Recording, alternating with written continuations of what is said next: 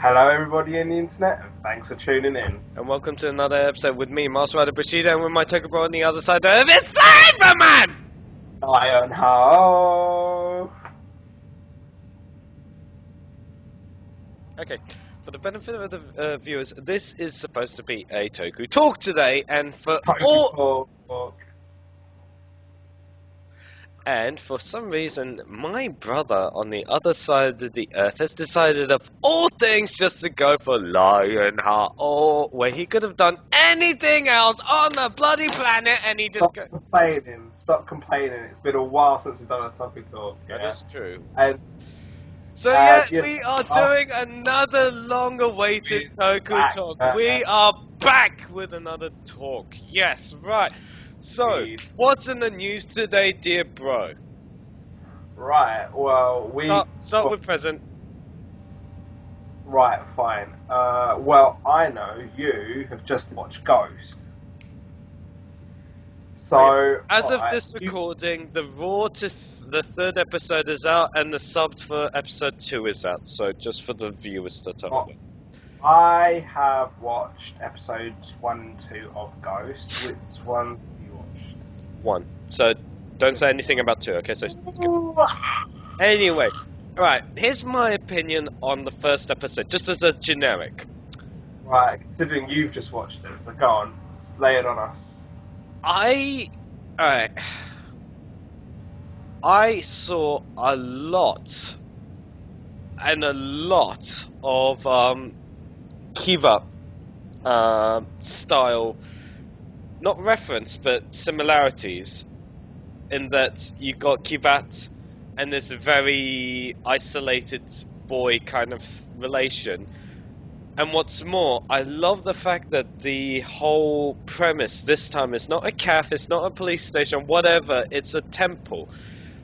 I think that's refreshing too. It is very refreshing. I'm glad that, you know, back to back they're doing 2 different sceneries.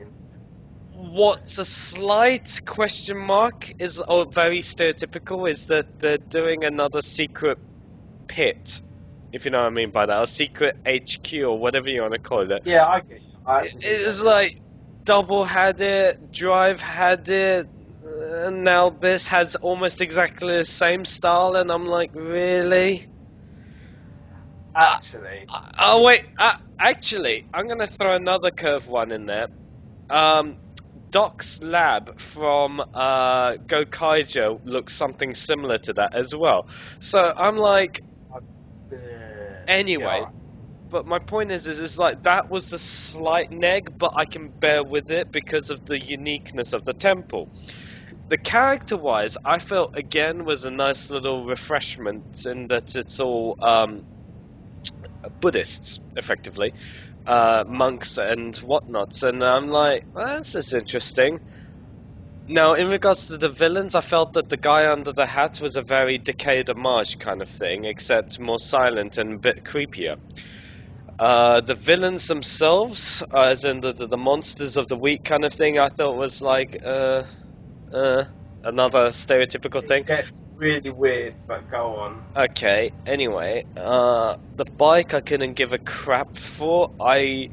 That's it, I think they're just keeping the bike for the sake that it's a Kamen Rider, because, no, I mean, you look at Wiz, I mean, Gaim did it a little better, but like, you look at Wizard, you look at, well, alright, you can't really look at Drive, but you look at, like, Wizard, for example. He used the bike, you know, like some key scenes in like the first quarter of Wizard. I think it'll be interesting to see if they keep up with the bike. I mean, because they used it in Ep1, they use it in Ep2, and then even, you know, like you didn't touch on like build up and rumors, etc. But you know, where you know, I mean, again, we haven't.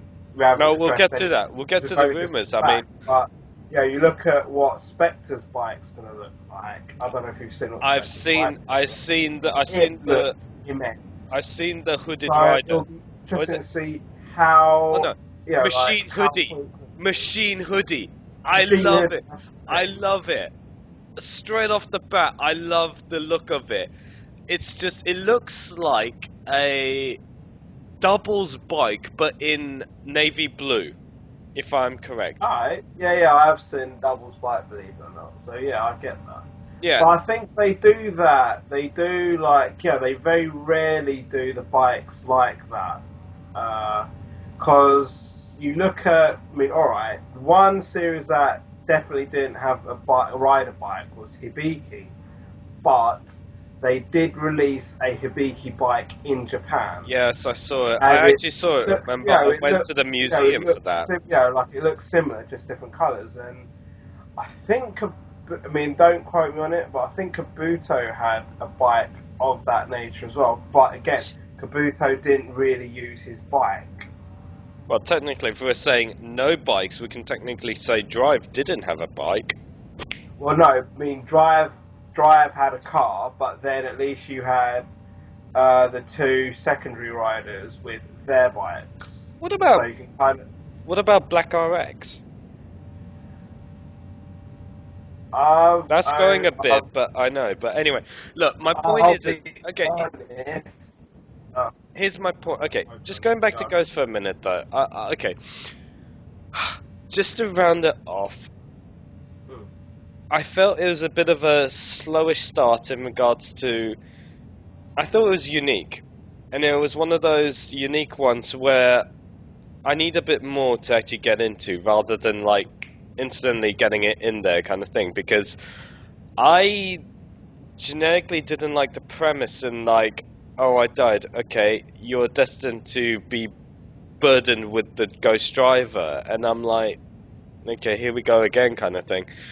So I hope that the story would make up for such a cliche setting like that, if that makes sense.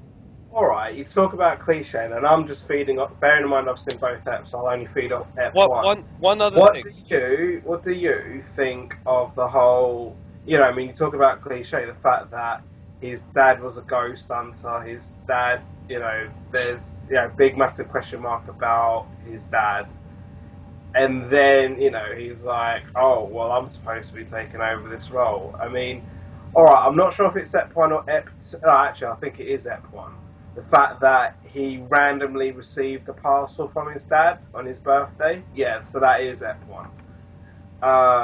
What did you make of that? Yeah, what do you think? I don't know. It just.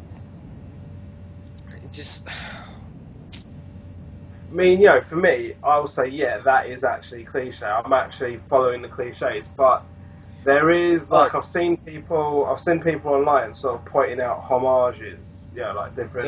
There is a lot of homages. Seriously, like one of the monsters of the week, as in from episode 1, looks like the face of Hibiki. 2, the ghost drive. Yeah, ghost driver, when he henshins, when it does this old jingle thing, whatever you want to call it, sounds just like Wizard's Belt, the wizard driver. Exactly, which I don't even remember what the Ghost Driver one does, but anyway, you get my drift. It's Bachi something. Yeah, but you get my drift, right? It's that kind of style. There's also that style where he has his little ghost minion now that's like Kivat from Cuba. Yeah, my point. But not as annoying. Most likely more as annoying than Kiba. And then... there's so many. There's so many. I was going to say, you made the comparison to Kiba. You made the comparison to Kiba, but the Kiba little mascot wasn't too bad. And was actually key, it was like, literally, he was part of the engine device stuff. But I would compare that little glove puppet thing to Magiranger's little mascot. Yeah, because you had like a little plant thing. What, Mandra Boy? Yeah. I mean, in terms of personality. No, I can see that. I can actually see that. I can unfortunately see that. Yeah. But let me think. What else did you say? I mean, I think, trying to keep it to ep 1, they don't really. I mean, this is it. It's not really gonna. I'll be honest. I don't know what you've read, what you've heard or read on Ep 2, but even before I watched Ep 2, I actually did see a lot of negativity written about Ep 2. I think people are expecting like a sort of Cuba Mark 2, but it really is. It's really, you're going to be a bit shocked. I mean, I think there is a lack of continuity, right? How do you mean continuity? Well, again, not seen Ep 2, but basically, I mean, again, unless we missed something in Ep 1 that'll be later revealed. Like, you see in Ep 1 how he just randomly has a fight on the beach, and then he gets the Musashi, the Musashi icon.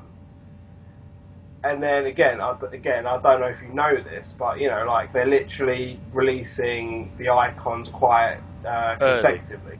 Yeah, well, early and consecutively. So like, Ep 1 was Musashi. Ep 2 is the electric guy Edison, and I've not seen Ep 3 yet, but we know it's going to have Robin Hood. So, so again, not spoiling too much, but when it comes to Ep 2 and the Edison Damashi, you've got like the priest ghost guy.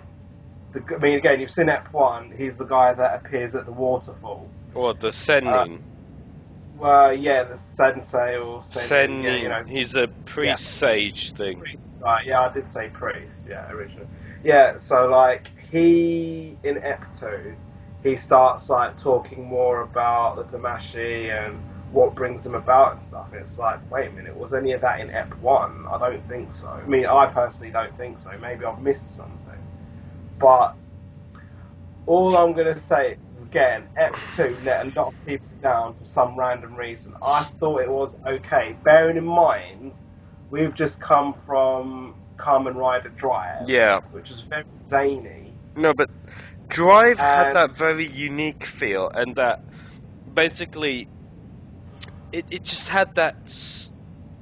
It was very unique. There was, apart from the Trideron, of course, la ha ha ha, Rideron, Link, but otherwise, other than that, there was almost no back reference. Do you know what I mean? No Easter egg, no homage, no, everything almost was so unique in Drive that you, even with Go Onja, because Drive was so unique, you didn't have to think about Go Onja. Do you know what I mean? Whereas this, as I said in the Drive review, it's like Drive was literally Go Onja done correctly, in my opinion. Yes. Whereas hang on. Whereas in my opinion, on the pilot episode of Ghost, I felt it had so many references, Easter eggs from other past Rider series. What's more, and this is my biggest question mark, is why the hell is it okay? You need to get everything within 100 days, kind of bullshit. I personally, that's my biggest query. Right, we'll come on to rumours. Well, actually, we'll come on to the magazine scans in a sec. No, but anyway, you've seen F1, but did you see the little the 5-minute web preview they put up a while back? I think it was like mid-September they put it up. If you haven't, I'll tell you about it anyway, or you might remember it. Basically, it's really weird because it has nothing to do with what we've seen in Ep 1 or even the Ghost finale. It's basically you have the 3 icons in some random Drive finale. They come down, they crash land on Earth. One second. Do you mean the Drive finale, not Ghost finale? Drive. No. This isn't like part of the series. This was a YouTube exclusive. Oh, okay. Right. Anyway. So So this was like So you wouldn't have seen it like because TV Nihon subbed it, but there was no real point to subbing it. No. It's basically got 3 you got 3 icons: Musashi, Newton, Edison. They crash land on Earth, and then suddenly Ghost sort of appears as like a ghost. He sort of ghosts his way through the crowd, gets on. There's like a music stage, it's set in like a university or college or something. he henshins. Well, he sort of henshins, and then he just starts like rocking out, and like the Damashi appear, and they start playing all the instruments in the background. Right. This had nothing to do with the setup. You know, even because I think a lot of people are still being a bit confused as to how. You look at the Drive finale, he's already got the Newton icon, I think. Yeah, the Newton icon. Yet, you've got, you've seen Ghost Step 1, and even in Ghost Step 1 Ep 2, he's finding his feet in Ep 1, he gets a second icon in Ep 2. So, they've got to work out some sort of canon between all these different outlets that have been given to Ghost. See, this is where I think they kind of ballsed it up a bit. If they were able to, like how what's the word? With what do you call it? Rephrase. You know how in Sentai, generically, you have the passing of the torch when they do their whole hand thing and whatever. They just have to do that and then that's done, you move on. Whereas with Rider, between the Drive Ghost finale, right? Let me think. They did it with Wizard and Gaim. Did they really do it with Gaim and Drive? Drive? I don't think Drive appeared in any form during the Gaim series, but Wizard, Gaim appeared. Yeah, Gaim Wizard. I remember that. Unfortunately, no. But my point is they've. How can I say? They've almost dug a hole with the Drive Ghost finale that unless they are able to tie it in, flowing that concept, they're going to be digging another hole to explain the depth of that hole and this. Do you see what I mean? It's nuts. It's absolutely nuts. I'm hoping they're going to sort of like arrange some sort of continuity for us to understand, but and that's for those who, like me, are obsessed with continuity. What do you mean by continuity? Like explanation? Well, again, like you look at the YouTube exclusive, the icons came from outer space in a spaceship. You look at the Drive finale, he already had. Question. Was the spaceship UFO Maru? No. That's funny, but no. No, it was literally just some silver hunk of metal. And I don't know how icons can run a spaceship when they have no arms. Because they weren't like in the hoodie form, like you see them like ghosts and hoodies. They were just like the icons just bouncing around in a spaceship. And it was literally like a room. I think this is going to be a very... Kiba meets Deno, but done badly, if that makes sense. Well, I've seen Ep 2, and I think I think, again, a lot of people have really hated on Ep 2. I think the hate is a bit unnecessary, but I can understand why people aren't going to like it, and if I'm going off of Ep 1 and Ep 2, I think you're wrong. I mean, they might throw in some Deno-esque. No, by Deno, I mean that, very young, very, I don't know how to fight kind of style until later on. That's kind of the thing. I mean, you've got, what is it? I think his name's Takeru. No. Whatever. Anyway, your point? Anyway, my point, the point I'm making is you've got to remember, this guy, our hero Ghost, he's only 18 years old. Whoopee. But actually, going off of Ep 1 and Ep 2, trust me, I would say a bit more, but again, you've not seen it. I will say with, just going off Ep 1 and Ep 2, he's not going to have that sort of noob problem, that rookie problem, even though he is actually a rookie, because he's got people guiding him. He's got...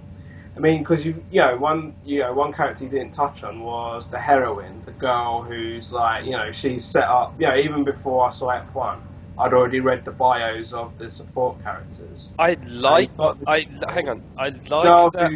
Who's like sciencey. She's like a science student. No. She feels that everything has an explanation to science and reality, where in contrast to the priest, which I love the chemistry between those two, he believes in that unnatural phenomenon kind of thing, ghosts and whatnot and whatever, which I love. That is good. I love that whole, clash between reality, the fiction and non-fiction. I love that. That's the thing. I can see, and again, I'm not really spoiling it for you, but I can see because again, I might have thought that after seeing Ep One, but I think, like with Ep Two, you don't really, you do kind of see them arguing about that again, just like you said. But I kind of think that with the that heroine, I don't mean drug, with the heroine, that she kind of, they're kind of really stretching the whole, because Ghost is our main character, he's our hero, so he's obviously doing a lot. So where he's dead, he's doing a lot, and she's just there. She sort of like gets muddled up in the storyline for episode 2. But then she's still like, there must be some sort of explanation. It's like, girl, you've got to be kidding me. Do you feel that heroine is the reminds you a lot of the policewoman from Wizard? No, she was a right. My opinion, you can disagree if you like. The policewoman in Wizard, she was a serious character. She was a normal character. She was doing her job. She did kind of question it a bit, and then she went along with it. But that wasn't really a focus. That wasn't really a focal point. With this girl, she's a science student of sorts. I can't remember if it was physics or something. Whatever. She's like hardcore about it, and even in Ep 1, you see her arguing with the priest guy. And again, they really stretch it again in Ep 2, and it's just like, come on, all right. You're basing yourself like again, any normal like she's rational like any normal person, but let's face it, Toku, the writers didn't need to stretch her that much. Pick your next Toku. Because honestly, I am just yawning about Ghost at the moment, so I'd rather something that is more interesting. Before going on to the next Toku, again, we didn't really address like what we know about the series and what's coming up, like rumours and scandals. Well, I don't want to give it away, to be honest, because rumor-wise, I know that there's going to be a secondary rider sooner than not. I know that there's going to be. They've announced all 15 of the icons, and honestly, I'm like, really, whatever. I can't. Honestly, And do you know about the third rider? I've seen the silhouette of that green rider. I don't know what colour the third rider. Well, the silhouette is green. The name is Kamen Rider Necron, or Necrom. Was it Necrom?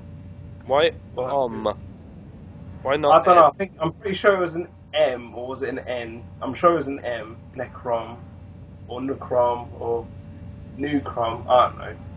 But third rider, and this thing about all right, sure, you've got Ghost has a massive eye. Spectre has the eye with 2 horns. This guy has an eye drop for an engine device. That's mental. A what? It's basically like a teardrop. Like a little ball thing. Yeah. No, it looks like a teardrop, but it's meant to represent like being an eye drop, like drops in your eyes. It's madness.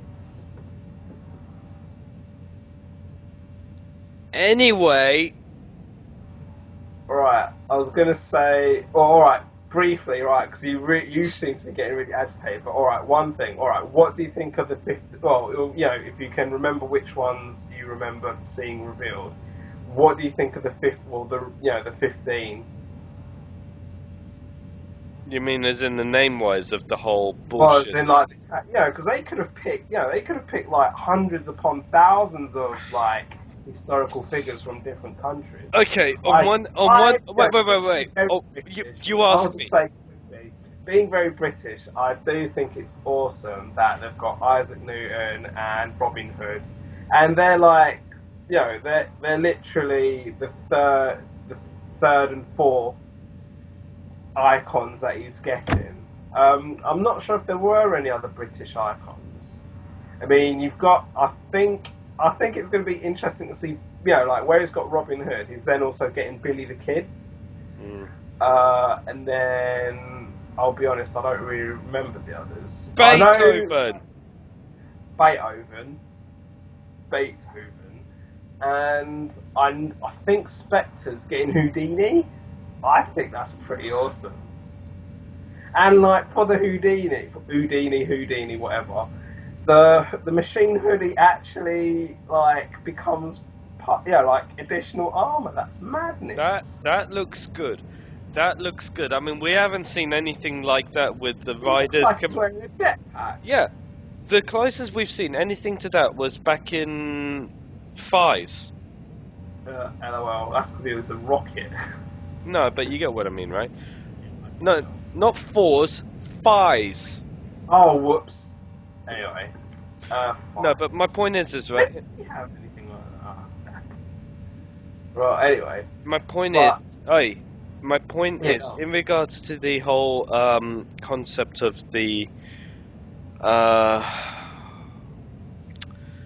15 names, honestly, on one hand, it's like, okay, yeah, fine, you take what they're good at and then you give them the sort of similar power, fine, but on the another hand, I'm like, really? Because honestly, Yeah, it did in Ep 2, but go on. I personally, comparing to Dinner, where you have something as simple as gun form, axe form, rod form, sword form, you know, simple fucking names. He had the 4, and then he had like a couple of exclusives, like the feathery guy, the white one. Yeah, and then you got, and then you got, what's his you face? had like you had the one with the mixture of the main 4. But then that So, works. Like, Deno had it, yeah. Deno And had liner it simple. form, liner form.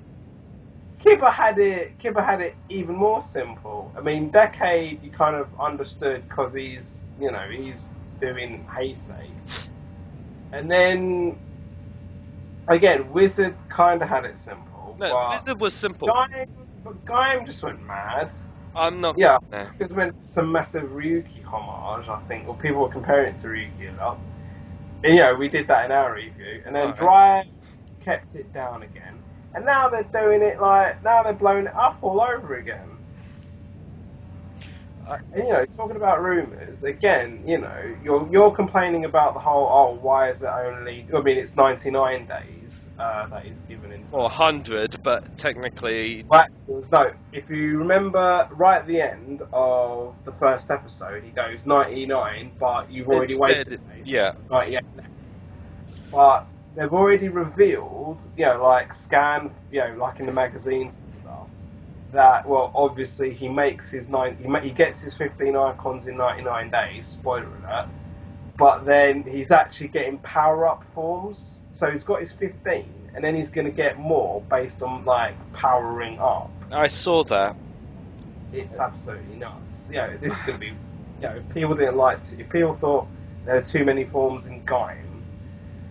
This is. No one really complained about Ryuki because they were like different characters. Like each form had. Apart from Knight and Ryuki that had like a power up. What? Well, you're mad. Apart from that, but Ghost is just gonna have too many forms. Anyway, next. So you want to move on from Ghost, right? Yeah. Fine. I am right. So this is going to be me talking about which one should I pick first? Because I've been, over the hiatus that we've had, I have been watching. I have still been keeping up with my Toku.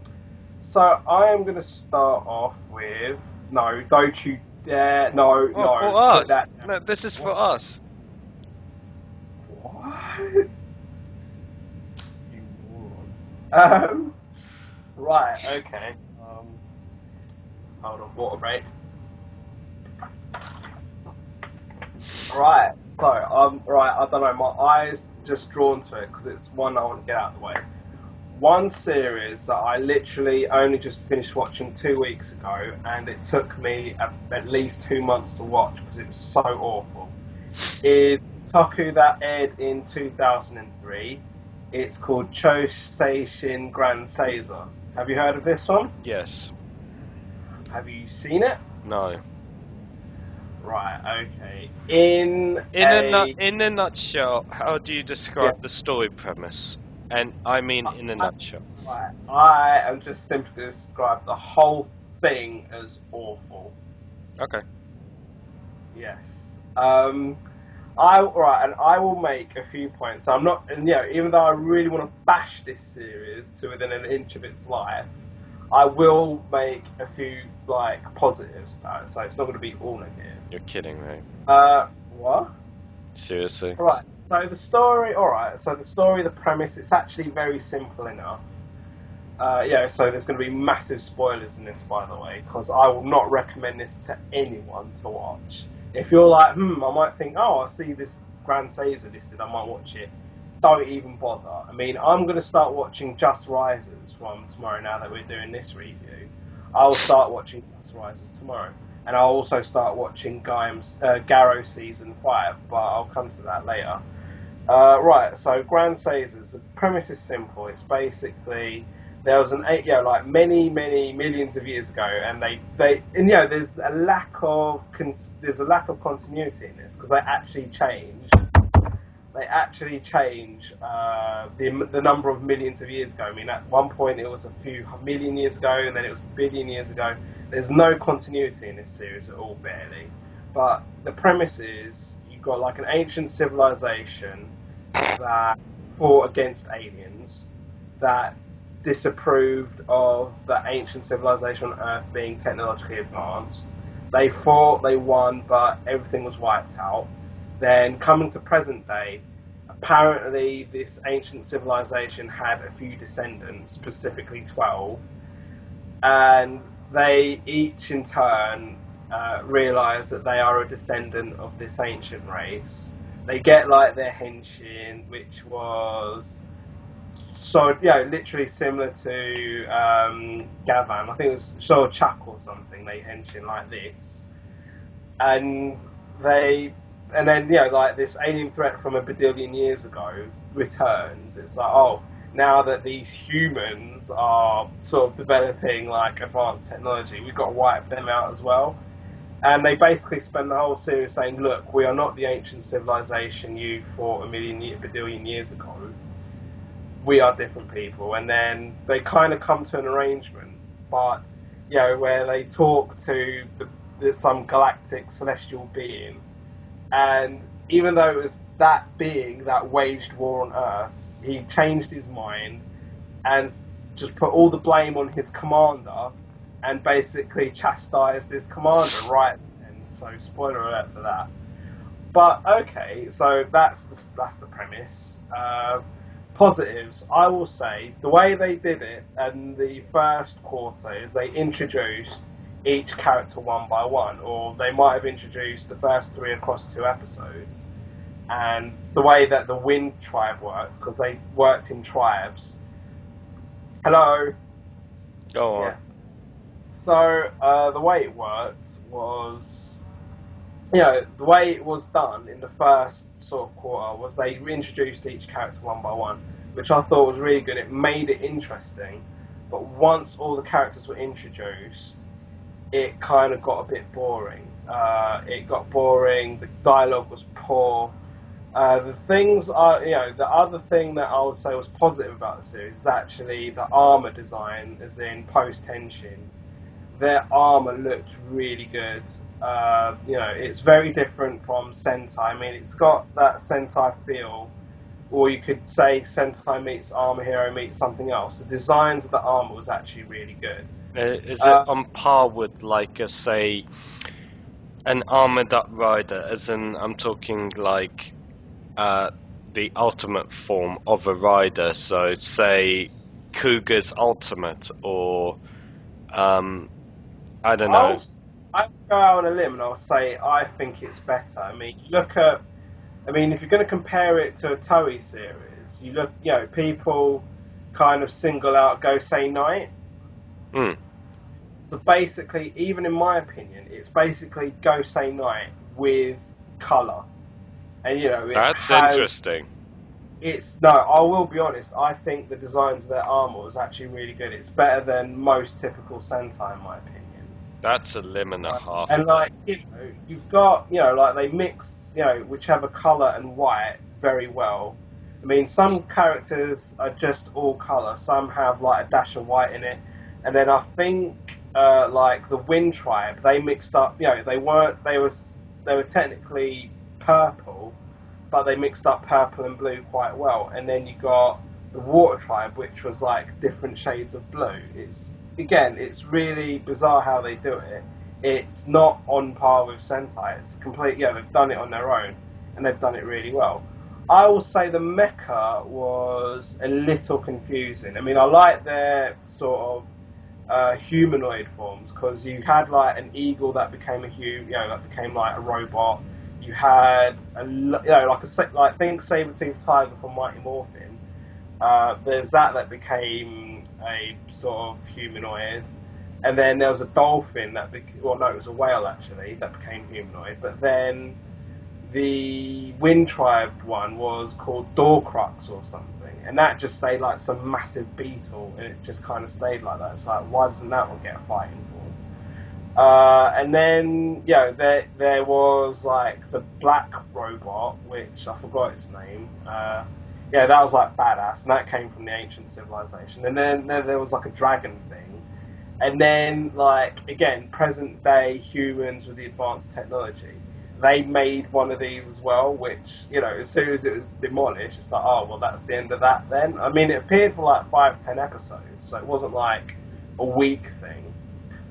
Let me think. But one thing I will criticise massively on this series is continuity and lack of dialogue. Their dialogue was really poor. It was pretty much oh, something's happened. Oh, alright then, let's go. It's really bad. And I will point out to you, again, something we don't really talk about because it's not really an issue with Toei is editing. I mean, us doing Toku Talks, it's not edited at all. But you look at how Grand Seiza's edited. Well, compare it to, people say that Mighty Morphin Power Rangers was really badly, and I think this is a bit of a, bear with me on the comparison if you've seen this. Take a typical Mighty Morphin Power Ranger scene before they go to the command center. You've got the kids in, the juice bar or wherever it was, Ernie's juice bar. Yeah. They're doing their thing. You'll then cut to a scene at the command center. Oh, something's going on. Contact the Power Rangers. Yeah. You'll then switch back. They're still doing their thing normally. Yeah. And then their beeper goes off. It's after their beeper goes off, they'll just look at each other and then they'll go around and back to answer, right? That's normal editing, right? Now, Grand Seiza, it will be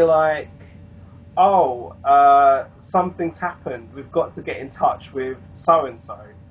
And instead of where I say the Power Rangers will be doing their own thing at the juice bar, you'll literally switch to a scene with one of the characters just staring at their wrist.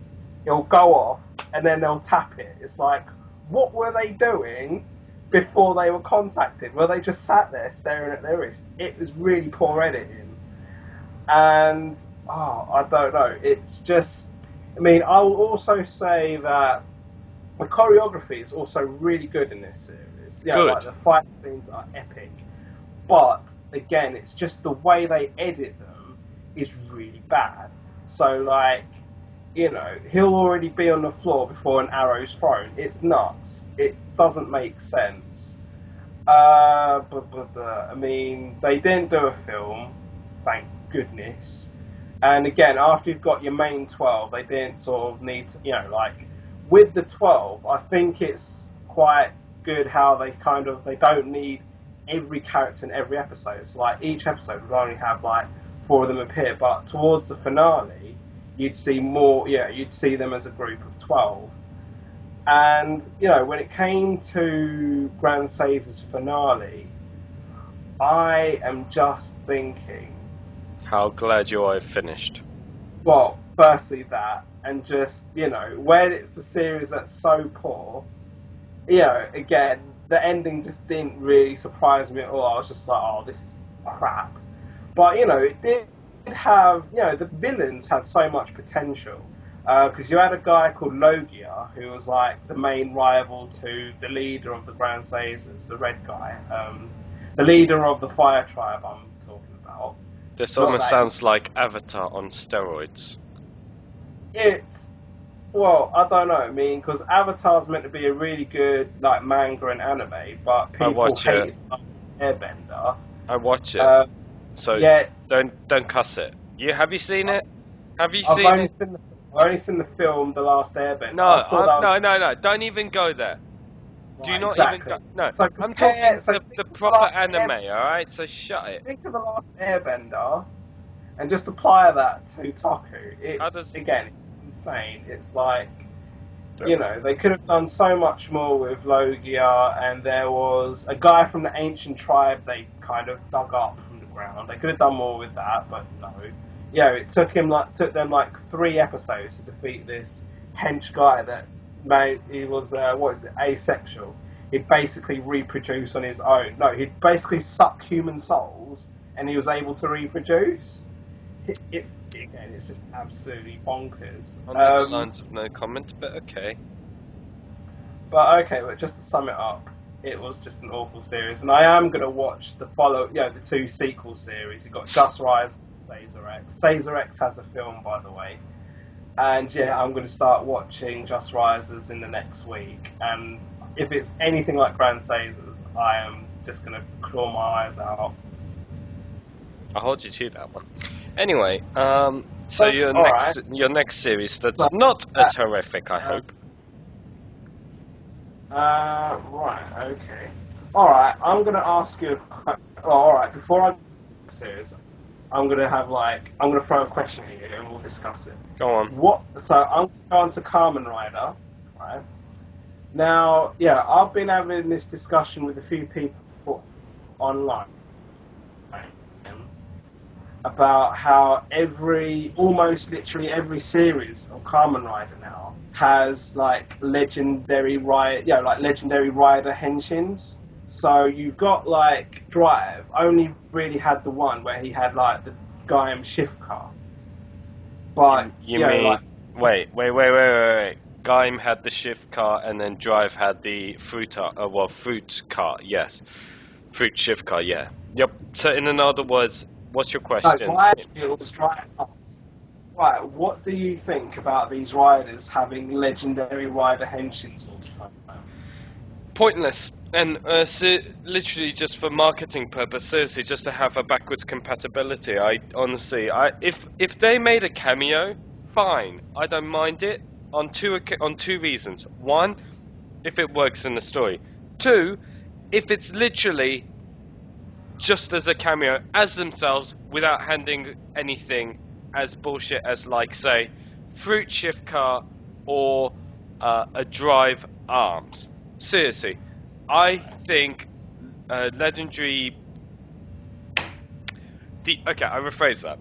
The only 2 occasions can I accept legendary orientation is Gokaija with the legendary keys, or which worked. They made it work. They made it work. Secondly, Decade. Those are the only 2 occasions would I ever allow cameo / other rider orientation for any usage of other weapons from any riders or whatever. I personally think that having legendary riders, if they're in... using an example, take Ninninger for example. You've had... the Hurricane Red and Ninja Red. Did they use their weapons? No. Did they have a cameo? Yes. Did the cameo work? Yes. Did it fit the theme? Yes. I completely respect that. Now, the fact that you're crossing the utilities of each other, that's when it's just no. I completely, as much as I understand, okay, let's try something different, but I think it's unnecessary. What's more, I think it it's just, it shouldn't be necessary, to be honest, honestly. I mean, yeah, I just think it shouldn't be done. I think ever since Gaim doing all those legendary or legacy arms, Because Dime was the it was an anniversary 15th Heisei, right?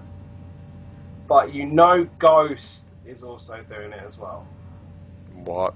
Doing what? Yes. Well, it is revealed through a Ghost Driver hack that they are releasing icons representing everything from Cougar to Drive. Cougar or Ichigo? No, Cougar, as in the first Heisei rider. I don't know if they're going to do any Showa era icons, but in case you didn't know, and I think I mean from me talking to people online, some people did, some people didn't. That this series marks 45 years of Kamen Rider. So again, the way that I got this conversation online is the fact that the Ghost Driver was hacked, so they were able to reveal the 15 icons. They then revealed a couple of special ones, like there's going to be a Santa Claus icon, and I think there was one or two others, and then they're having legendary ride icons from Cougar to Drive.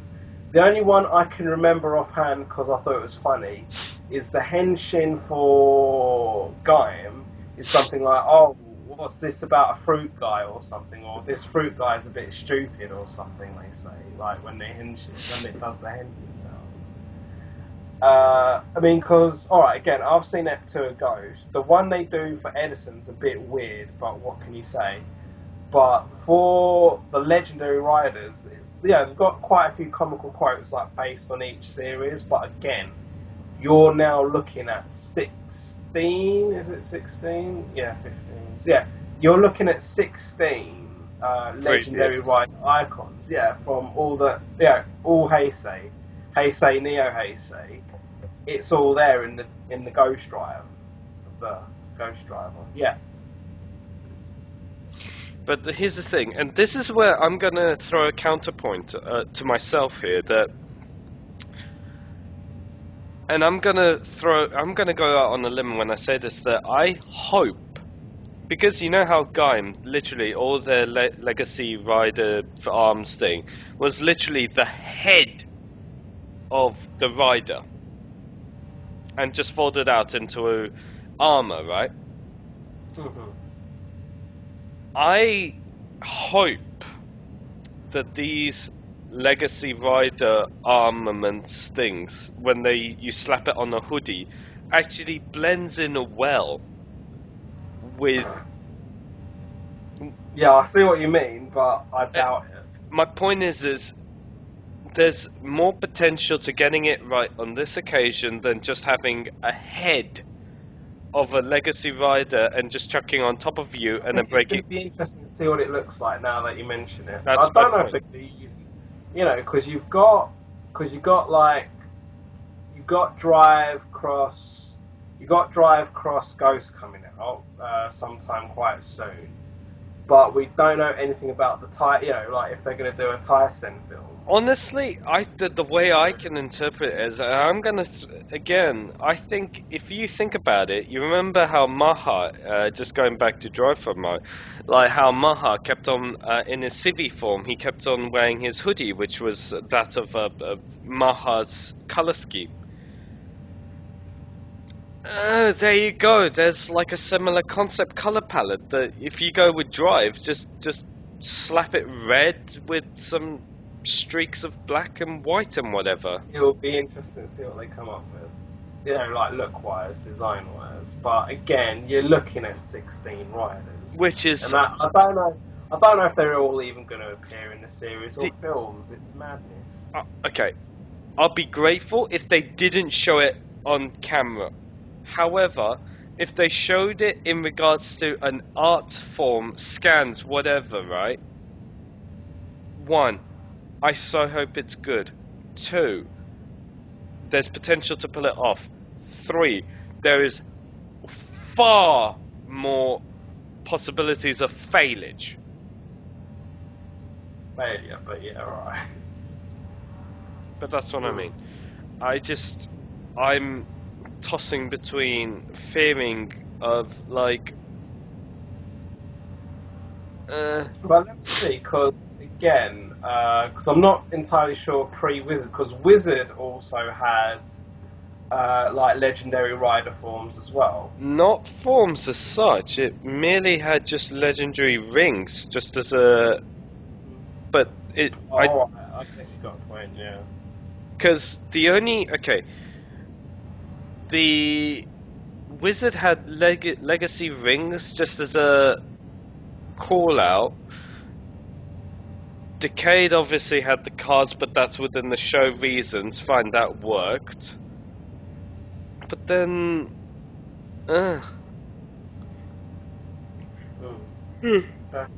right. I shall move on. I'm going to try and do 2 series in one. How? I'm going to be Garrow. Oh. Garrow, because during the hiatus, I watched Garrow season 4. You mean our hiatus? I said the hiatus. Anyway, like during the hiatus, I watched Garrow season 4, which I don't think I've reviewed like in a Talk. And then more recently, I watched the first series of the anime. Bearing in mind, only a couple of weeks ago, the second anime was announced. I will be honest. I was not impressed. You know, I think these will be brief. By the way, you'll be glad to hear. Yes. Garrow season 4 was very uninspirational, and you can stop looking for your romantic catalogue or whatever it was. Anyway, but like Garrow season 4 was very uninspirational. I mean, it still had, you can expect Garrow to have immense CGI. You cannot deny it that.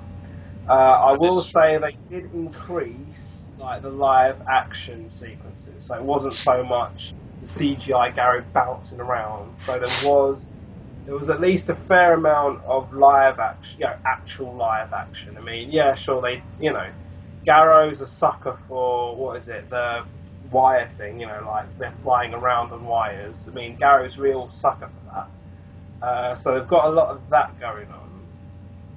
Saying that, just 2 seconds. Now that I think about it, I think Ghost is going to be a sucker for that now that I think of it, because it's Ghost and I can float like a fucking ghost. Actually, I'll even agree with that. Ep 2 had a lot of wire work. Anyway, but coming back to Garrow season 4, again, I'm going because what can I say? I mean, you've got the heroine. I keep using heroine. The female hero. I keep calling it female hero. No, but technically it is heroine anyway, so drug addict. Remotely pretty, and was meant to be. It's the new Garrow who's a mega descendant. No, I think he is the son of Saijima Koga, the original Garrow. When I say original, I mean Series 1 Garrow. He's the son of Series 1 Garrow. And, because as far as I'm aware, Season 5 carries on from Season 3, but I've not started watching that yet. But Season 4 is literally the son of the guy from 1 and 2, Saijima Koga. He's very sort of clean cut. I can't really criticise the character, but there's no roughage to the character. Explain. He's very nice. He's very because like with Saijima Koga, you could literally get off of the fact that he was almost inhumane.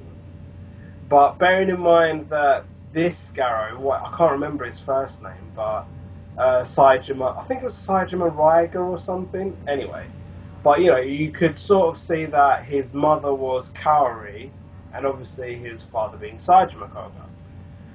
So he had he was a nice character. He was a nice guy. He had heart. He could talk to people. He wasn't like his father. He had a lot of his mother in him. Where and then yeah, it's ironic that the heroine was, she was like, they kind of tried to do. They literally tried ripping off the Koga and Kaori line from 1 and 2, but it just didn't work because she was like meant to be this Mado tool, like this magic tool, and there was meant to be like some sort of spark between them, but there really wasn't. I mean, and even the ring, what was its name, Zaruba. Zaruba, he just wasn't, normally he had like the good one-liners in the other Garros, but this one is just a bit bland. It's a bit sad, really. It also doesn't make sense that he has the same servant that his father had, the old guy. That shouldn't have happened. I don't, he's a good actor, blah blah blah, and he had like an episode where he was being interviewed. So again, there was a lot of filler in Garou season 4. I thought it was cool when Zero made, I think it was across 1 or 2 episodes. I thought that was really awesome. And that was literally the only major good point about Garou season 4. That's a shame. The finale, and again, I think I've missed a lot, again, because because bearing in mind I finished watching season 4 quite a while back. You can't really comment on the armor. He didn't have any. I can't remember any new, new weapons. Again, choreography I've already said. Even sort of the sets were a bit generic. But the finale of Garou season 4 was literally, it revolved around the Mado tool woman, and it was just simply uninspirational. And so that's all I can say for season 4. But moving on now, I watched Garou anime. I finished watching it about a month ago, I think. Now, Garou anime, or series 1, was actually really good. And technically this isn't Toku, it's an anime, but it's a Toku anime anyway. It had bear in mind this is an anime, it had a really good cast. Because the ironic thing was you had 2 brothers playing Garou. Or were they brothers or cousins? I think they were cousins, actually. You had 2 cousins playing, taking on the Garou armor. You had, one of them had the father that was womanized. That was quite refreshing. It was really funny. He was like the comic relief. The storyline, I'd say, bearing in mind, again, I really loved Garou 1 and 2. 3 and 4, again, just wasn't feeling it. And even 5 follows on from 3. But I think Garou anime really returned to its roots in series 1 and 2. So the downside to this is that the storyline was pretty much similar to, I think, series 2. You've basically got some servant guy who basically turns evil and tries to resurrect this thing from deep within a castle. I think it's very generic, but I like the fact that it's not set in Japan. I'm not being racist. It's not set in Japan. I think it's set like Transylvania country or something. But no, it's Europe. It is Europe. I'm just not sure. East Europe, I'm assuming. And it did have a Van Helsing feel to it. There was no like nudity or anything grotesque going on. And again, bearing in mind this is anime, they had like 2 new forms. You got Garou, and then there was 2 others. There was, it wasn't Zoro. I think it's called Zoro, the second armor guy. And then and he was silver, but not like in a Zero sense. He was like he just looked different. And then you had purple armor. You had this guy in purple armor that he got killed, and then he gave his armor to the other Garou cousin. So there was this one cousin that had like 2 armors, if you will. Forms. Yeah, forms. Alright. And then let me think. And then there was another guy who was like he was a Makai Knight turned evil. He was killed because he was friends with the first Garou's father, and his name was Roberto, by the way. But they kept calling him German or something. Anyway, Yeah, I mean, again, I think it's just that my memory is a bit hazy, but I will say I absolutely love the Garo anime.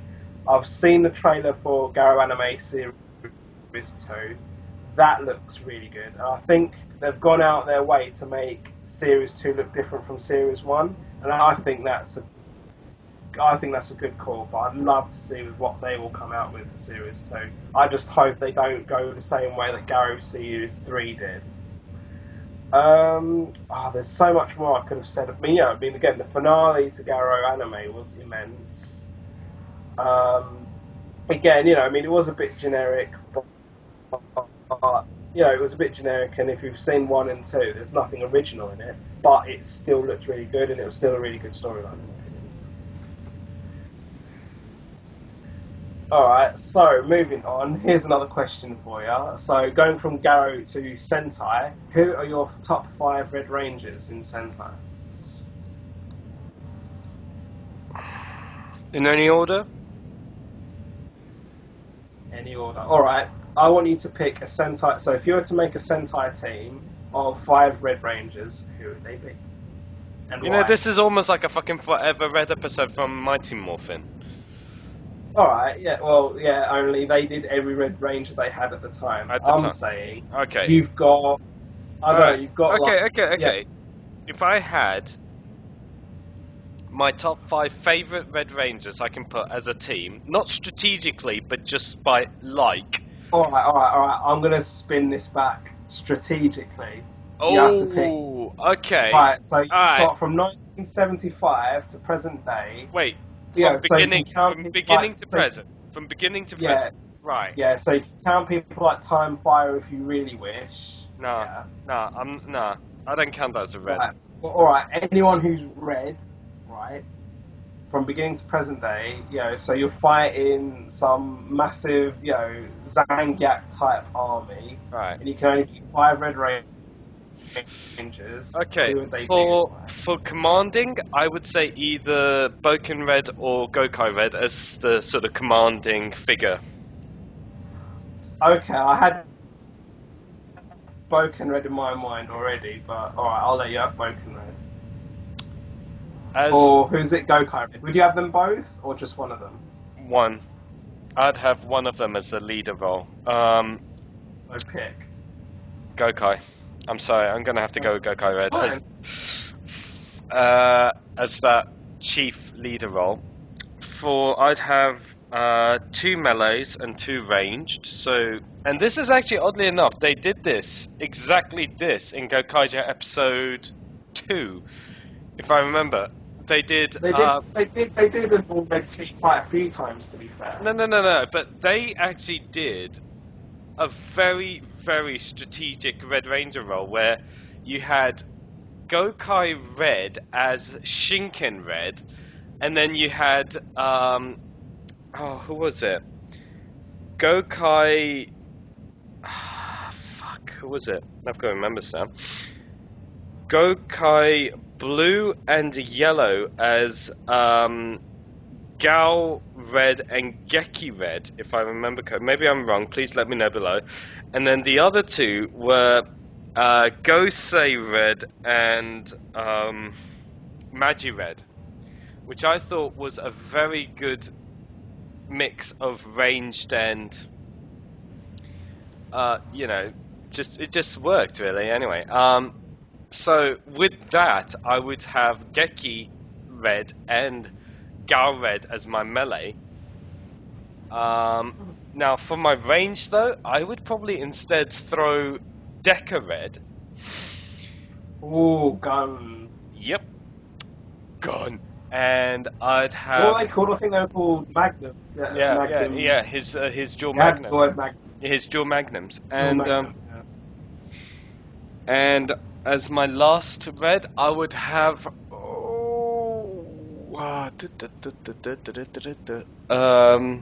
Magi Red for me. I'm sorry, I grew up. I grew up watching. So, but, and I'm gonna throw in the but. If I had to throw in an additional as a one-off, I would only have one other as a scout. A really fun. Go Huh? on. But As a this is six. but this is as a long shot. Unless I can think of anyone else, there's no one else faster. And I'm really going out on Don't you dare say Red Buster. You did. No, no, no, no, no, no, No? no, no. No? Worse, worse. Go on. Go on, Red. You're not serious. Well, he's a speedster. You're Well, telling this is you're 'cause telling this is me the thing. you're All right, telling so me you've got your no, five, you're and telling I like your me reason, by the you're way. telling me strategically to come up with a team strategically. So I'm telling you my reasons Right, and why. I think you've got a really good team, by the way. I do think you've got a really good red team, and I think mine will be a bit harder to do. Because, again, I instinctively had Boken Red as my leader, right? Because I think that goes more with his calculating brain and just his sort of strong attack leadership. I already had Red Buster as my speedster, Boken Red's my leader, Right. with Red Buster. Hmm. I had Shinken Red burning in my mind, as in the Mel. Takaru. As a So not the female Shinken, but Shinken as Red, a the melee, male Shinken. as your melee. No, again, because you've done it ridiculously strategic, whereas I meant like in terms of what they can do just in general. So again, like I felt Boken Red had good leadership skills, Red Buster for his speed. I was thinking Shinken Red just for like his loyalty, his sort of determination, just his honor, and his skill set in general. Go on. I did think Gara Red because of his sort of vicious, like his vicious style of attack, as Gara Ranger had in general. Mm-hmm. So that's how many so far. Boken Red, Red Buster, Shinken Red, Gara Red. I'm gonna And change then one. Wait. my last one is going to be Tyranno Ranger. Ooh, reason. Because he was a very strong warrior. Again, I think for similar reasons for Shinken Red, coupled with the fact that So again, you're he going just for had- personality in the team rather than the skill I think sets. I am, you know. I think I am. Interesting. No, but saying that with my skill sets that I've gone for, I'm actually going to tweak one in that I'm going to probably either on par or swap my Galred for Ryu Ranger. Ooh. No, see, I didn't like Ryu Ranger. No, You but should I not, think... don't do that swap. Your original 6, if you will, was good. Even with Really? Go on Red. No, don't put Really? Ryu Red in Because there. I think Geki Red and Ryu Ranger would make a good fighting pair. Who and who? Geki Red. You do have a point, but just...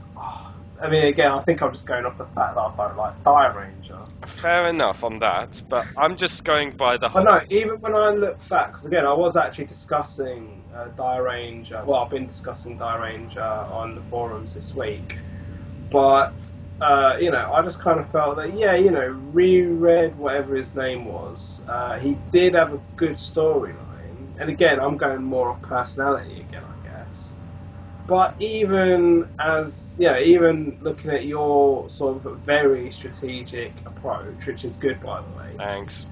I still think you don't be swapping anyone of your team for Ryu Red. Fair enough. I'll keep it as it is then. So I've got Goko Red.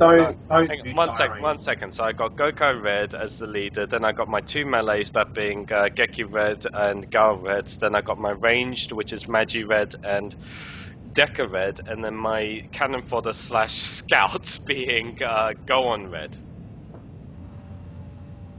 Okay, though. Saying that. You like that question? Huh?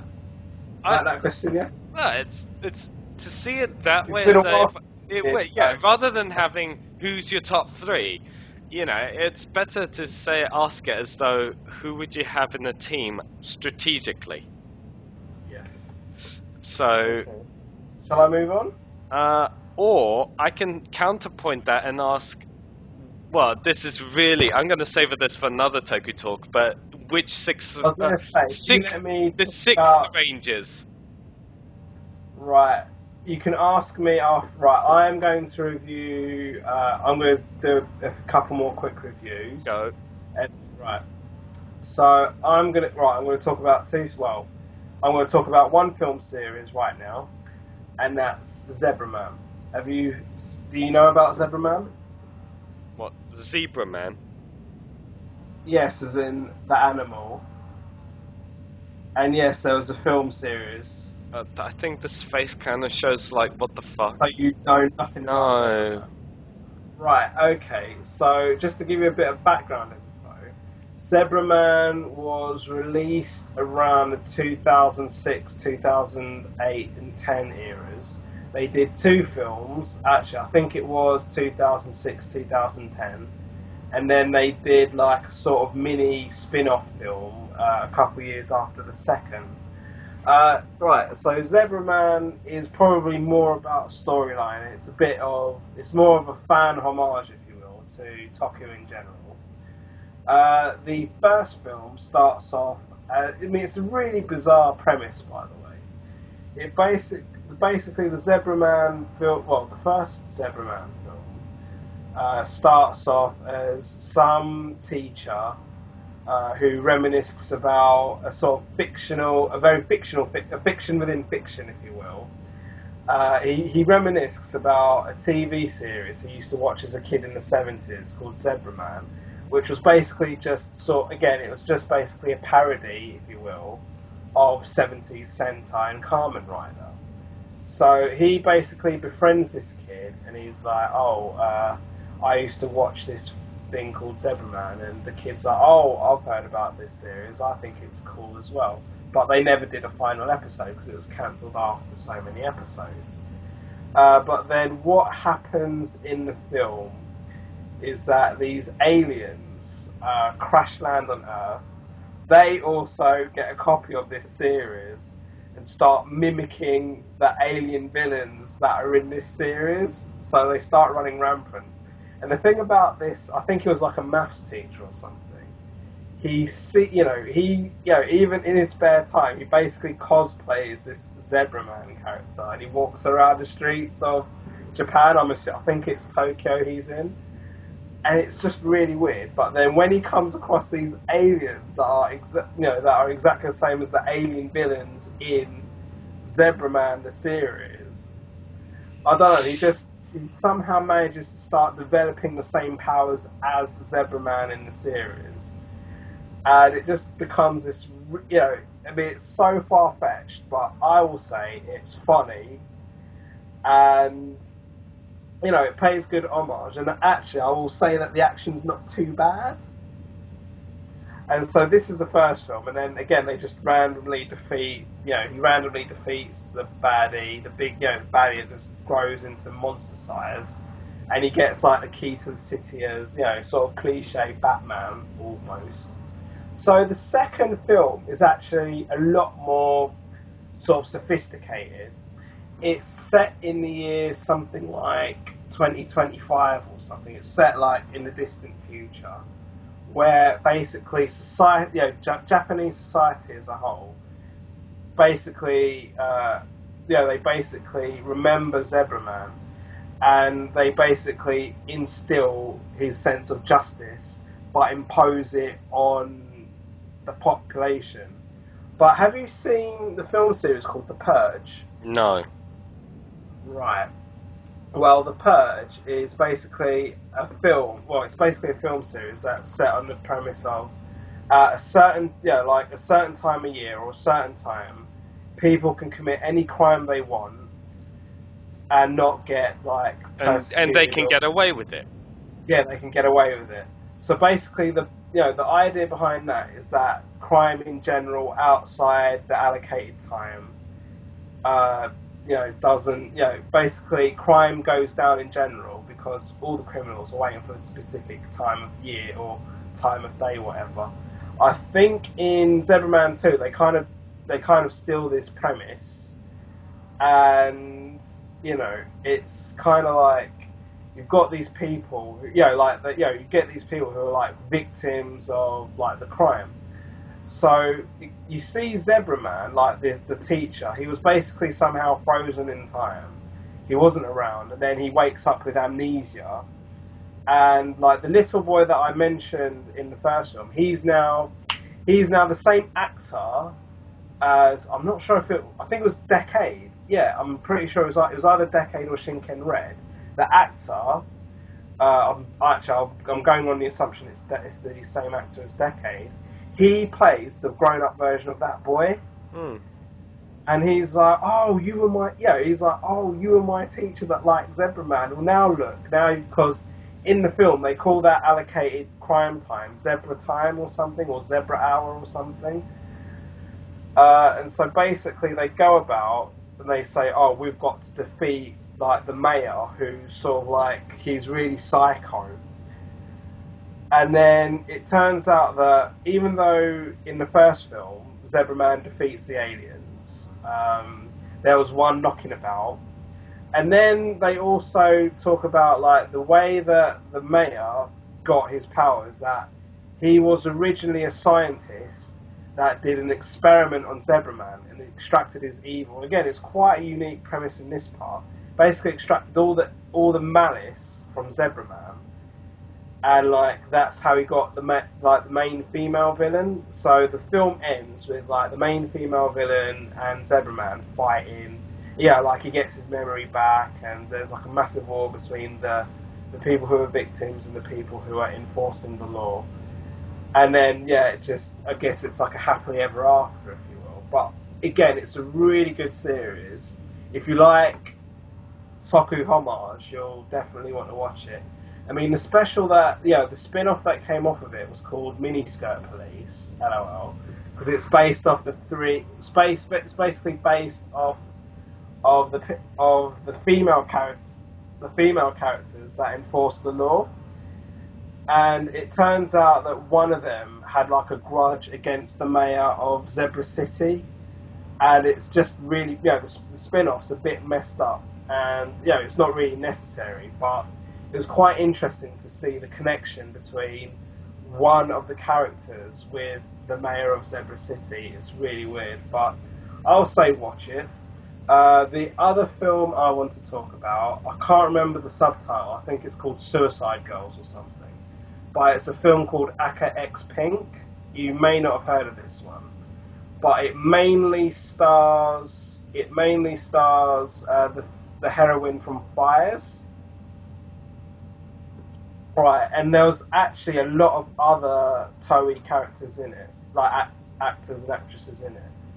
I saw this film about a month ago, but it was actually a really good film. It's not I'll be honest, it's not a Toku, so I won't talk too much about it. But it does have about 6 to 8 former Toei Toku cast members, and it's basically about like these group of women who are basically like cage fighters. They fight for this company, and they make a lot of money, and then you've got like this sort of other underground organisation that wants to shut them down. Cough, cough. Some odd reason. Because no, I mean as in cough, cough, like with what's his face? Like your stereotypical Kamen Rider. What's its name? There's a few Kamen Rider actors in this film. No, I meant as in like oh, what's his fucking name that I can't get the life out of me? What's that evil organization? I don't know. No, main. Huh? Smart Brain, Zector. No. Like in the movies. Eh? From which film? Zeds. Shocker. Oh, Shocker! No, nothing like that. No, it's not. Again, this isn't an actual Toku. It just happens to have a lot of Toku, like Toei cast members. And again, the main actress was the heroine from Fires, and I think Go On Silver's in it. Go On Silver. I think I think Decade was in this one as well. And I know there was a few Red Rangers in it as well. Anyway, so I'm only saying that if you like seeing Toku actors and actresses in other stuff, Aka X Pinku, well, that's using the Japanese Romaji. Aka X Pinku is actually a really good film to watch. I mean, it is a bit of filth, and it is basically women sort of ripping each other to shreds. There's a lot of blood. The action's really good in it, and again, it's just got a load of Toku actors and actresses in it. So if anyone watching this wants to see like just a really good martial arts film, anyway, that's definitely a good film. So is this almost like Power / Rangers meets sort of Toei actors and actresses kind of thing? No. Oh, okay. I don't know where you got. I mean, again, maybe the way I came across, but no. I mean, I will just say, like, I will be honest. I don't know if you've heard of the Toei Hero Next project. No. Right. The Toei Hero Next project is basically Toei, like, having all the cast members from a particular, normally it's Sentai, from a previous Sentai series, and they give them a film, like, literally just random stuff to do. I mean, TV Nihon specifically don't sub me because I've asked them. They don't sub them because it's nothing to do with Toku and it's normally generally rubbish. For some odd reason, TV Nihon subbed the Hero Next project from Kyoryuger, from like the Kyoryuger cast, and that film was absolutely awful. But I would say if Toei had actually done a film like Aka X Pinku for its Hero Next project, it would actually be really good. But obviously, the Hero Next project is still meant to be kid orientated, whereas Aka X Pinku is actually, again, there's a lot of blood, there's a lot of violence and gangster stuff in it.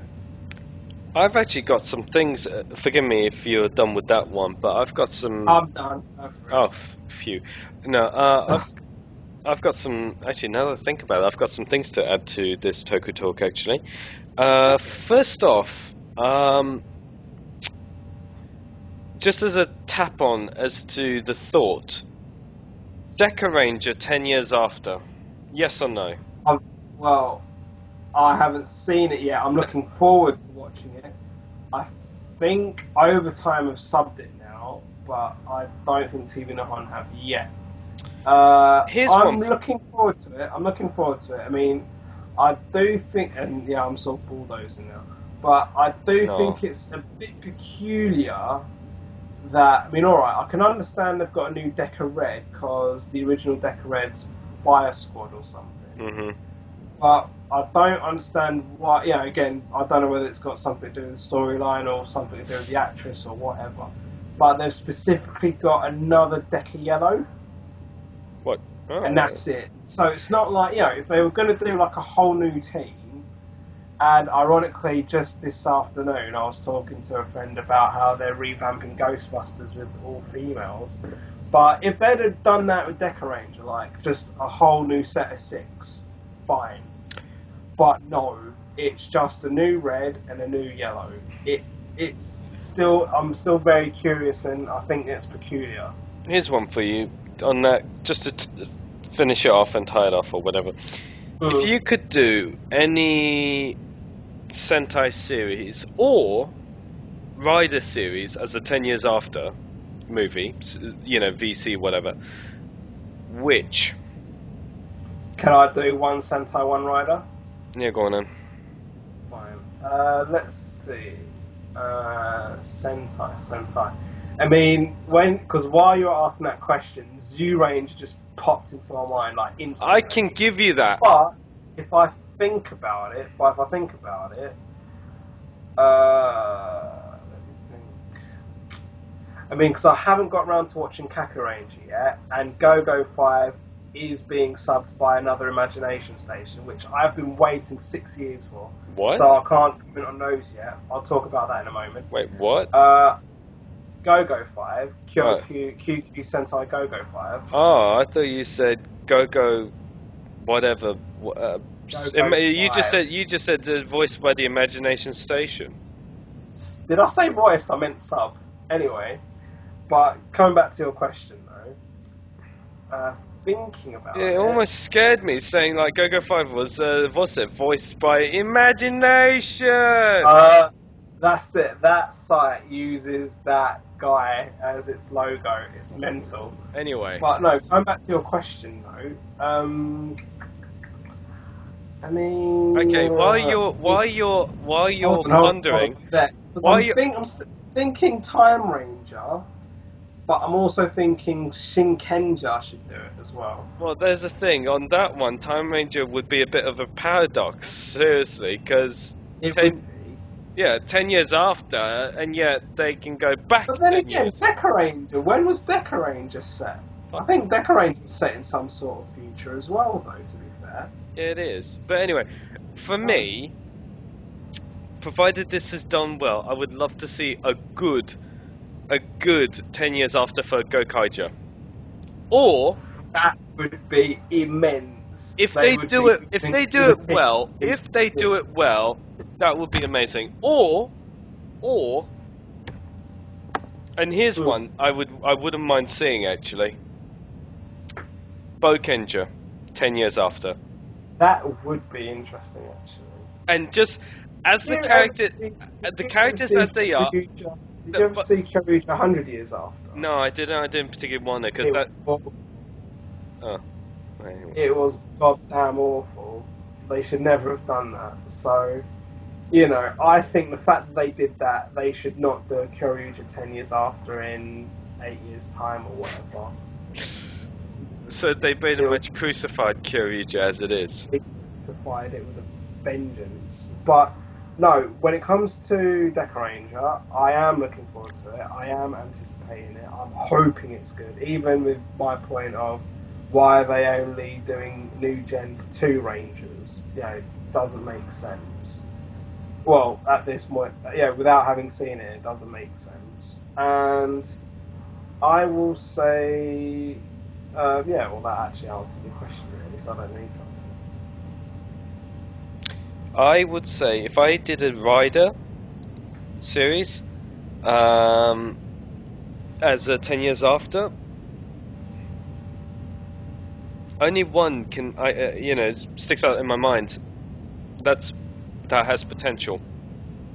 Drive.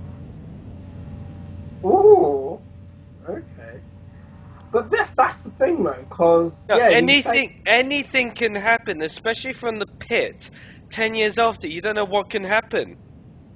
But that's the thing though. That's the Surprise beauty. Drive set 10 years in the future. Oh, fuck Surprise Drive for a minute. But my point is right, if you do it 10 years after the present date, when Drive finished, when he, when Krim went down into the pit, literally 6 feet or more under, 10 years after, anything could happen. But that's the thing that I think Surprise Drive is meant to cover that, I think. Alright, shut up then. Well, no, but I will stand. I mean, yeah, I think maybe if they did like 15 years, so maybe 5 years after Surprise Drive. No. But for the Rider series, again, instinct-wise, off the top, Blade jumped into my head. I mean, because I think that's why they appeared in Kamen Rider GP. So they could have done like a proper anniversary VC. Blade. Here's a hilarious one, just for the hilarity of it. Decade 10 years after. That'd be like X2. X2. That'd be XX, wouldn't it? Because that'd be Roman numerals for 20. True. Because I was thinking Ryuki just now. That would be really interesting. Actually, Ryuki having a second battle royale, that would be good. But that's the thing though, because they did buys. They marked buys. They marked Blade.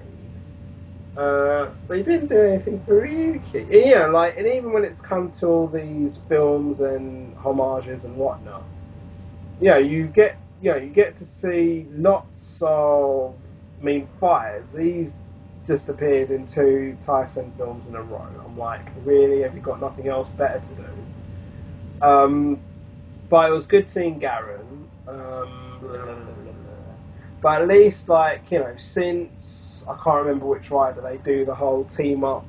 Yeah, they do the team. Yeah, they're doing the team up films. And even this year's Drive X Ghost is going with traditional route. Okay, how about this one for you? I'm going to go out on a limb on this one.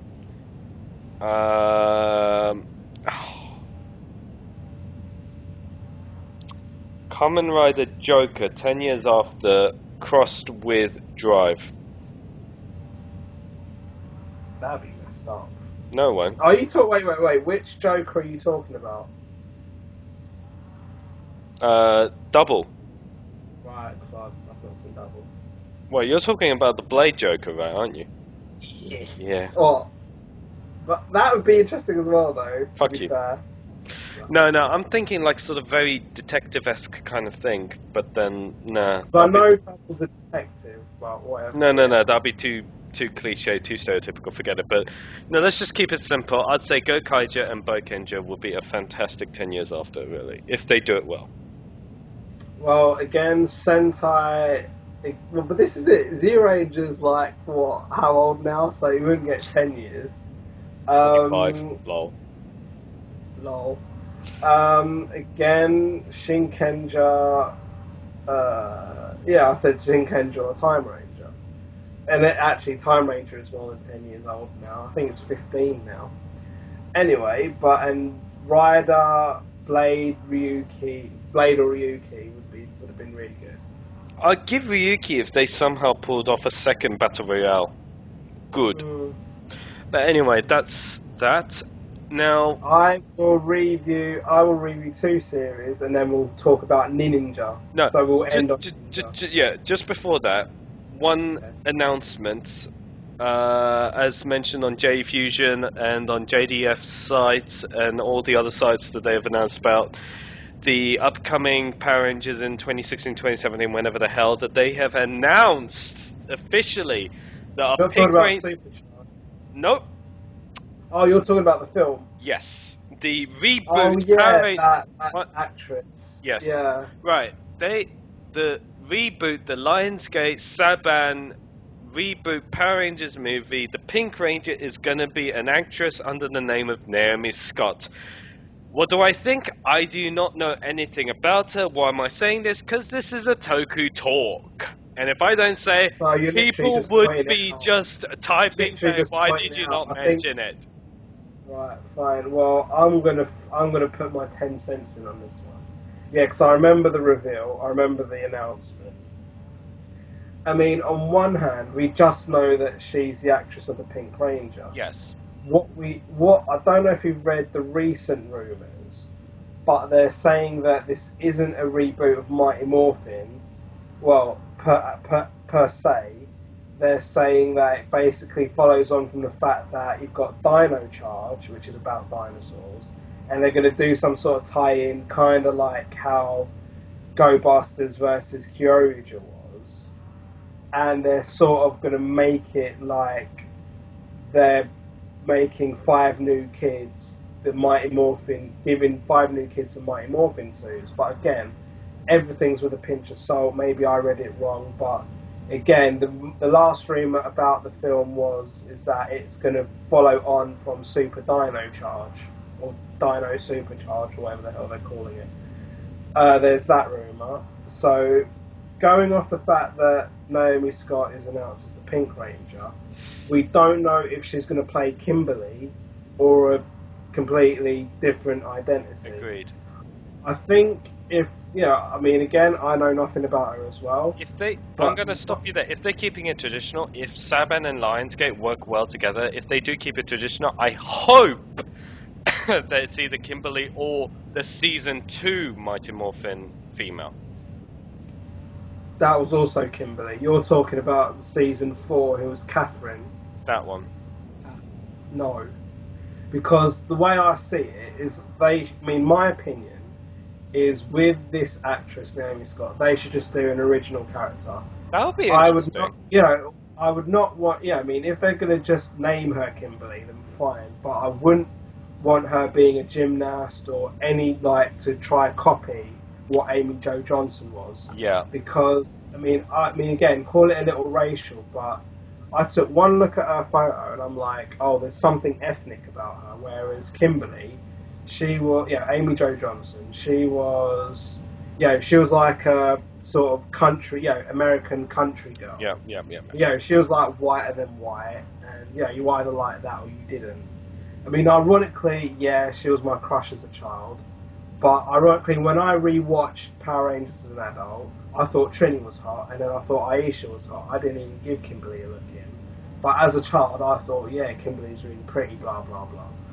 But, I see this actress. I don't see her playing a Kimberly like Okay, so in short, you think she'll make a good Pink Ranger, but not as a Kimberly? But that's the thing. I don't know anything about her, but I'm just saying, whatever they do, she should not try to be Amy Jo Johnson, Kimberly, or even. No, I agree. I completely agree. She should just be the original act. She should be an original character. No, I can see that. I completely stand by your argument on that. I really do. I stand by your argument. What's more, and this is the biggest question for me, is I'm going to be really interested if, one, they're going to introduce a Green Ranger in this movie. I don't know, the original. I meant, wait, hang on. Second, if JDF is actually going to be going for this, as in if he's going to reprise his role as the Green Ranger. And three, I'm curious who the Red Ranger is going to be, much less the Green. I think we all are. Huh?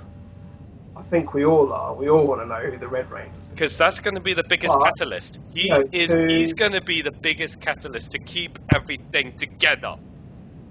Right, so to address what you've just said, the original rumours were that they weren't going to bring a Green Ranger in. They're literally just going to because the original rumours said that this was going to be an origin story, that there was going to be no Green Ranger. Then the latest rumours are saying this is actually going to be a follow-on from Super Dino Charge, or Dino Supercharge, whatever. And then when it comes to Jason David Frank, they're saying that, I've not heard him reprising his role as a Green Ranger, but just like the A-Team, or, like the A-Team's a good example, they've mentioned that that he's agreed to do a cameo. So that could be like a non-Green Ranger role, he could be a teacher, he could be a karate instructor, he could just be like a Stanley extra. But, the rumours are saying that he's not going to be the Green Ranger for obvious reasons. I mean, even though I've not seen Super Mega Force, you look at the screenshots, he's like now really well built now. He just looks really silly in green spandex, in my opinion. Except for in the Super Power Beatdown, I think he looks good. He's still... Actually, no, I'll agree with you on that. So he looked ridiculously large in Super Mega Force, but he looked alright in the Super Power Beat. Yeah, I remember that, because they literally gave him his original back in Super Mega Force, back when it was in Mighty Morphin, which I thought was pathetic. Whereas when they did the Super Power Beatdown, they redesigned it from scratch. It was an original. Helmet, everything. They gave it like they gave it like a Stitchwork look. Well, not just that. They literally gave it a 21st century zhuzh, and secondly, they literally just it was an original. Literally, Super Power Beatdown got the license from Saban to create an original Green Ranger for this, and still call it the Green Ranger. So I was like so overwhelmed. Like, it was amazing. On the subject of Rangers and Riders, just a quick tap on. Weekend just gone here. I went to the Australian Movie Comic Book Convention, or Expo. Sorry, actually, AMC, so Australian Movie Comic Expo. And it was amazing. I went as Alex Mercer from Prototype, which was rather odd, seeing as it was a movie comic book, but I got so many acknowledgements. On the subject of Rangers and Riders, I actually, oddly enough, I saw a few Rangers, but kindly, I'm going to tap it on kindly, I did see a few, one of those that was like a very onesie, like zip-up ones, if you know what I mean. Yeah. But But We get those at MCM, yeah. but the one ranger that I saw that was a high nod to was as a King Ranger slash Zeo Gold Ranger. That was very good. That Okay. it was I haven't very seen that cosplayed, I don't think. So. it was very good. Um, Because I like the design of King mm, Ranger. King Ranger done well, and it was very good. I mean, even the whole chest plate and everything was very Yeah, he has a really good it was shield. more it I was like the solid. It design. looked solid, not like you're like you can tap into it like a sponge kind of thing. It looked solid. My rider, I've only seen one, and you will never guess what it was or is, to be precise. Decade? No, Yuki? Ichigo from. Hang on, but it's Ichigo from the next. So it looked a bit more modern. More modern and a tad more bluey greenish. I mean, because I've seen because like Not at the first, MCF, not the I have first, not the shitty blue. The first, the next, so more dark green, more vibrant, and it was interesting. I never thought, okay, yeah, sure, this guy was about shorter than me because I'm about what 5'10", 5'11", but this guy was probably up to my shoulders and a bit more stoutier. No offense, but he was to see him wear a rider. And that being my first rider to see is actually literally Ichigo, was rather unique of an experience. So I honestly, hats off to him. Serious hats off to the him. only rider I've seen cosplayed in London is my boy Ryan, aka Zordon, aka he's got like a million names, Star Child as well, and he did Decade a few years back. Well, He, well, yes, really good. Yeah, I think he said it was the original, like he bought it from Toei or something. He oh said. wow. Yeah, I think I can't remember the details, but yeah. All right, so shall we? Did you want to say anything more about Australia Expo? Well, this will be the last of the movie comic book expos for this year. I don't know whether Oh, I don't know whether I'll be attending PAX this year. That depends on my side of things, really. But otherwise, next year is when things kick off again. So I'm hoping to do the whole Grand Slam, ha ha ha, all four kind of thing, bullshit again. well, I mean, I'm going to MCM, which is Big London Comic Con. Is that's your That's in 6 days' time. Yeah, that's one of the biggest cons here in London, specifically London. Actually, I think specifically the UK. It's one of the biggest cons we have. Like I didn't go last May, but I am going in 6 days' time. Looking forward to it. And yeah, there is normally you've got the UKR, the UK Ranger Posse, again Star Child, aka Zordon. I know him as Ryan. I don't know if he'll be. I don't know who's going to be there. I just know me and my mates are going to be there. That's it, really. But again, just looking forward to seeing all the cosplayers in London this coming Saturday. But yeah, that's all I can say for the moment. But alright, so I'm going to roll on, talk about 2 more series before we talk about Ninninger, and then that should be a wrap. Right, let's have a look. I will talk about a little series by Pro Garage TV. My boy that I've been speaking to on Facebook is Jimmy Bueno. This is actually going back about a month or so. They had like a 6-episode mini-series called Ayakashi Samurai. And yeah, again, this is like I think they pride themselves on calling it amateur Toku or indie Toku. But this wasn't so much of a Toku series, to be fair. This was like a little mini production they did. It was basically, the storyline in short was some random samurai who had like a big, massive, like robot beast went around with some hot chick and went around sort of fighting people and stuff. And I think they were trying to look for some sort of ghost or something, if I remember correctly. I really loved it. I mean, these were like 6 5-minute episodes he did. And one thing that really stood out about this is it had a lot of comedy acting. I mean, you can think about Drive and whatever else, but I think the cast behind Ayakashi Samurai were really talented. You got like this like journalist guy, you got this sort of police officer guy who had like a sort of massive complex, and then again you've got the Ayakashi Samurai who, he kind of fights really well, and then he just has this massive arm. It kind of doesn't make sense, or doesn't it? And then you almost make it sound like it's like Akiba Ranger. This is the point. It's not actually a Toku. It's not a Toku at all. But it's done by a Toku production. It's done by a company that do Toku. And at the end of every episode, they're like, "Oh, check out our channel. We've got lots of Toku on it." It's like we've just spent 5-10 minutes watching something that's not Toku at all. And like we know you're a Toku. Anyone who's tuning into them, they know who Pro Garage TV are as an indie Toku company. And it's like, well, I don't know what the hell I've just watched, but me personally, I was impressed by the acting, I was impressed by the writing, and I just felt, the bad side is, my criticism is they could have done so much more with it, but for some reason, they only gave themselves 6 5-minute windows. I don't know why again, Jimmy Bueno, who I do talk to on Facebook now and again, he did say to me, if I have any questions, ask him. So I've not asked him anything about it. I've just watched it and I've developed my opinion.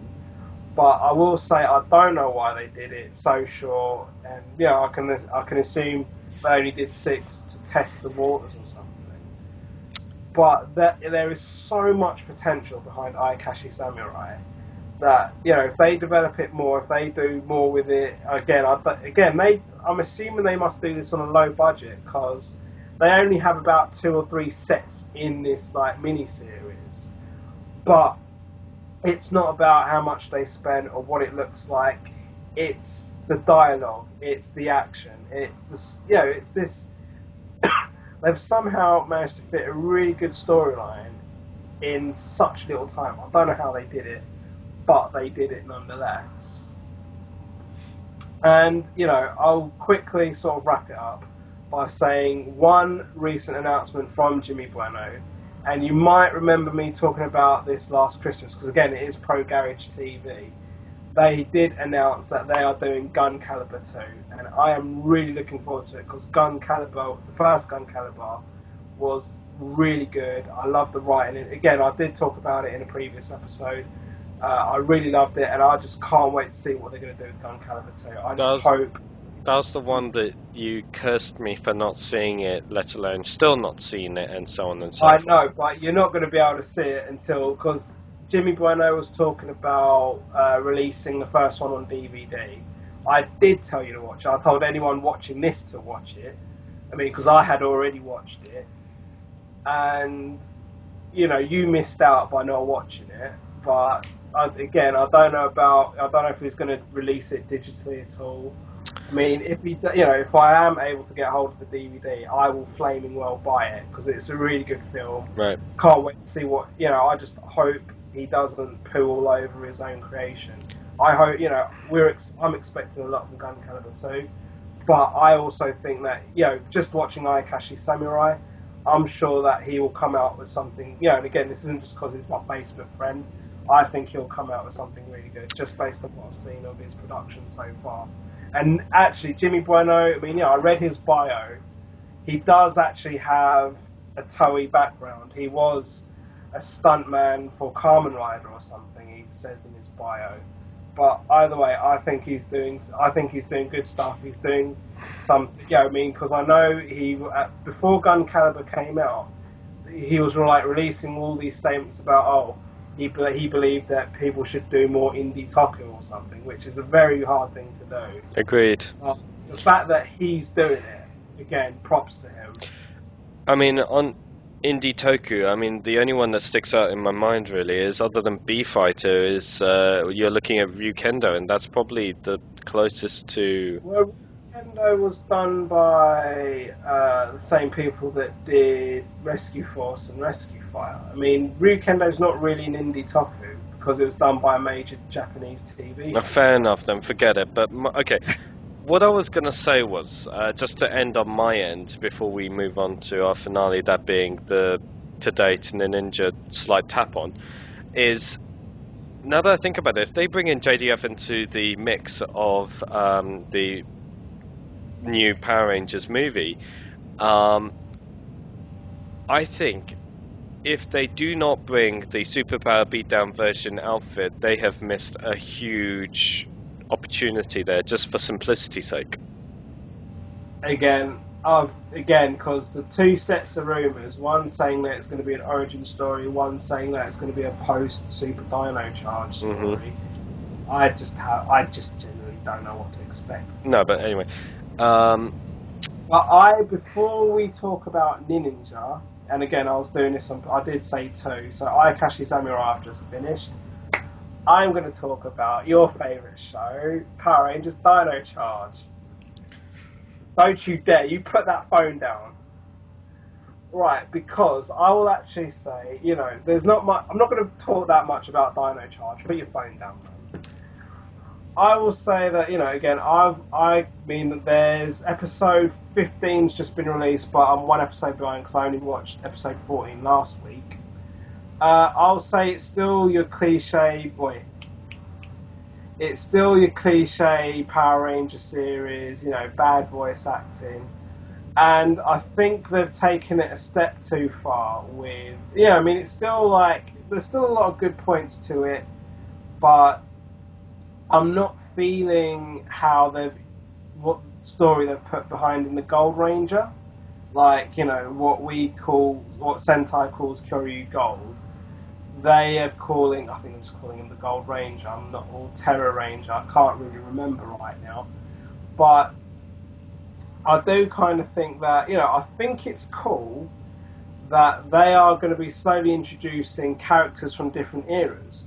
Because because in Power Rangers Dino Charge, you've got red, pink, green, and black, who are all like present day kids, or rather they work for the museum in some way, shape or form.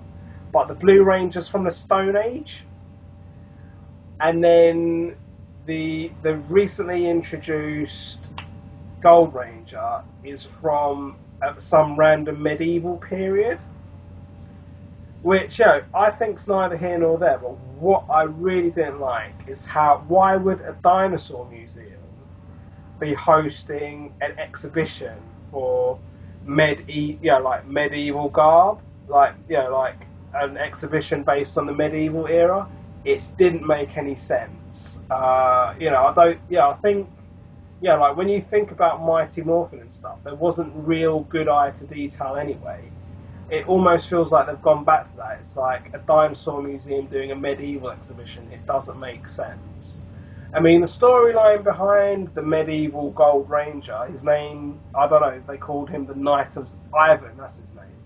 Ivan, the Knight of Xandar. It just kind of, I can see you screwing your face up, and that's kind of how it is. But the last episode I think I saw was where you basically got Red Ranger and Gold Ranger fighting over Pink Ranger, which, the comedy is still actually on point for Dino Charge. I will give it that much. I was laughing out loud at a lot of moments watching it. But, again, I just felt they could have done something a little more with the story. Because what they did with the whole Knight of Xandar, you look at the Sentai counterpart, you've basically got, I can't remember his name now, Kyoryu Gold is basically the lion, and then as soon as he breaks the armour, the lion's gone, but then the lion comes back. Whereas in Dino Charge, you've got Fury, the lion's called Fury, and he's just basically got this gold blob in his chest, which is the Knight of Xandar. And there's like this storyline where the Red Ranger's looking for his dad, so he thought, that gold blob must be my dad. But as soon as the gold blob is like broken out of his chest, it's like, who are you? I'm the Knight of Xandar. It's like, alright then. But what I think is interesting is you meet a character who's the descendant of the Knight of Xandar, and he's, you know, and this is a spoiler alert, he's going to end up being what we called Kyoryu Grey. Yeah, he's going to be Kyoryu Grey, but they're going to call him the Graphite Ranger. Yeah. What I find about Dino Charge is, and tying in with Ninja, oddly enough, which I'm sure you know where I'm going to go, I'm sure you know where I'm going to go with this. I was going to talk about this. Because, do the honours. What, just the fact that the Blue Dino Charge Ranger has a cameo in episode 34. I am well, Joe, and I think it's really cool because you know. I don't recall any other Power Ranger Saban making a cameo whatsoever in Toei. Of course, it's a first. It's a first. That I like, you know, for that. On Facebook this morning, I see all these Power Ranger fans just mocking Sentai purists. It's immense. So, you know, I think, you know, I met last year. How many times do you want? How many times do you want to say I met? I haven't said that. Anyway. When was the last time? Yeah, well, I met Jason, Aisha, Zach, and Billy from Power Rangers, and I asked, you know, Austin St. John, Karen Ashley, and David Yost about Super Sentai. I forgot to ask Walter Jones, but anyway, I asked her about it. Like, Austin St. John, he was just kind of like, yeah, I know of it.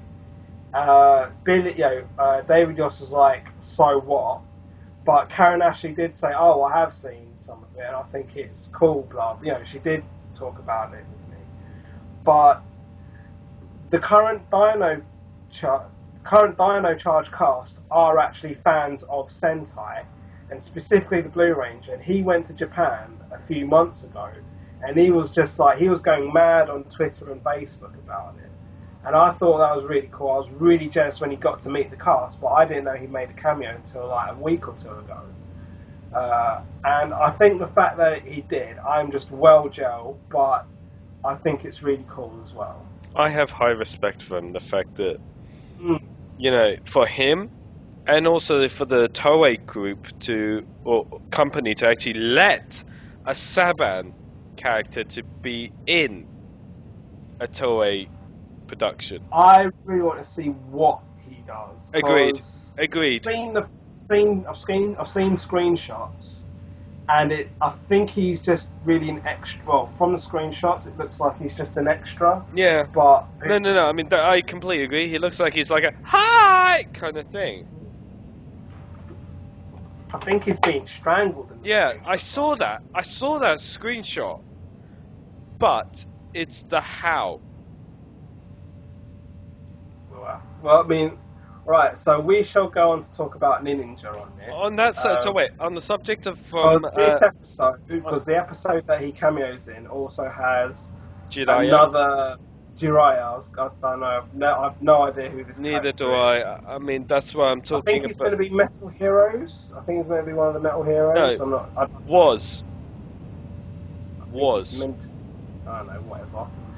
Anyway, so let's talk about Ninninger. We'll do this in two parts. We'll talk about, because again, with our hiatus, which I've mentioned a lot at the beginning when we were talking about Ghost, Ninninger. Right, I'm going to blitz as much of this as I can.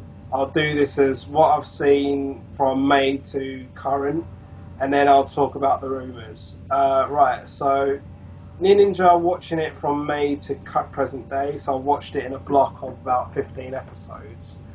Right, so firstly, I'm not really sure what's going on with the villains, but I think they're building up to something, because they introduced some weird guy in a mask, they've introduced the Queen. I'm just like, okay. I didn't really feel that they were doing that much with the villains. They then did this like 3-4 episode arc where they introduced like these European yokai, and that just kind of felt pointless. I'm like, they might as well have just been random monsters of the week.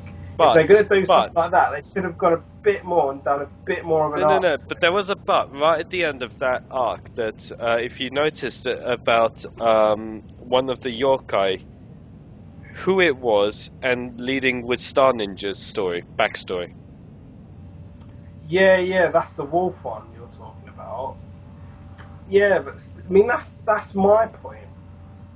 I mean, supposing to be some sort of high yokai commanders from Europe, having this tie-in with Kinji, they could have done so much more Agreed. over a bigger arc. But there's a minor add-on near to the end of that episode, where Star Ninja, spoiler alert, Star Ninja gets trapped in this power-up bubble from QMon, and he rejects that power and fights on his own accord against the yokai. But we don't know whether he still has any of that darkness left in him or not. I think continuity's gone out the window with it, because I understand what you're saying. Because because Kureimon approached him a few times, like, oh, join the dark side, and he's like, think about it, no. And, he was in this bubble, but, so that was like, because what you're talking about was already about 3 episodes ago. But there was a potential. There was a high potential. So you could be right, but I don't think so, because if it was going to affect him, I felt it would have affected him then, because there was no like percentage bar as to how far Kureimon had got with that bubble thing. But as soon as he decided, oh, I don't want this, he just walked out. He just sort of broke out the bubble. And when it comes to Kinji, like again, I'm still talking about the villain storyline.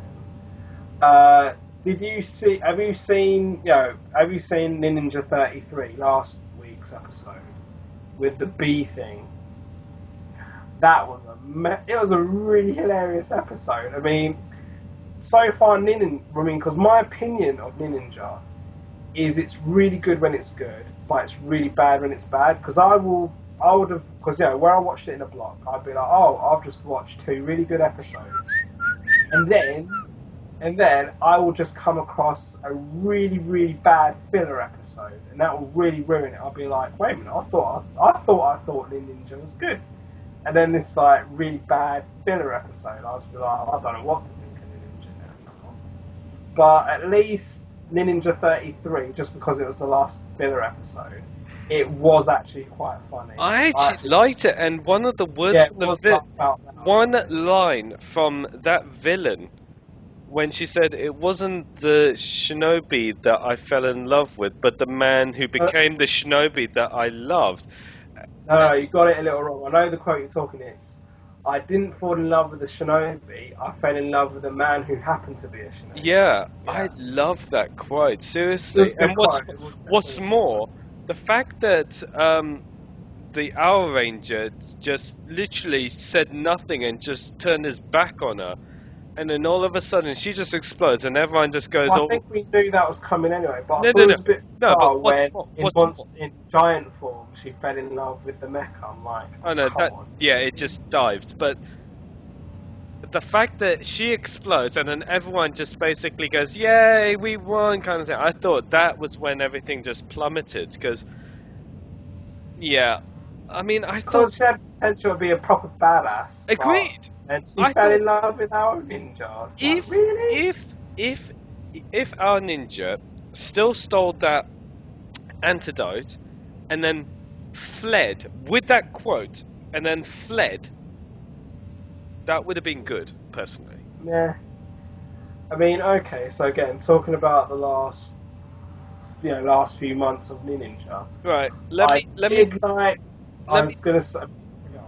I was gonna say, just like you mentioned, honestly, in regards to character or their stories or whatever, honestly, lackluster. Just to sum it up really, really quickly, it's literally lackluster. For me, I think the villains, even Kureimon, has a better story. Kureimon has a really good story. She's got a good story. And I cannot wait to see. I hope they pull it off, but I still can't wait to see what they do if they're doing something with I that. think what they've already done with Kuomon is actually really good, in my opinion. Agreed.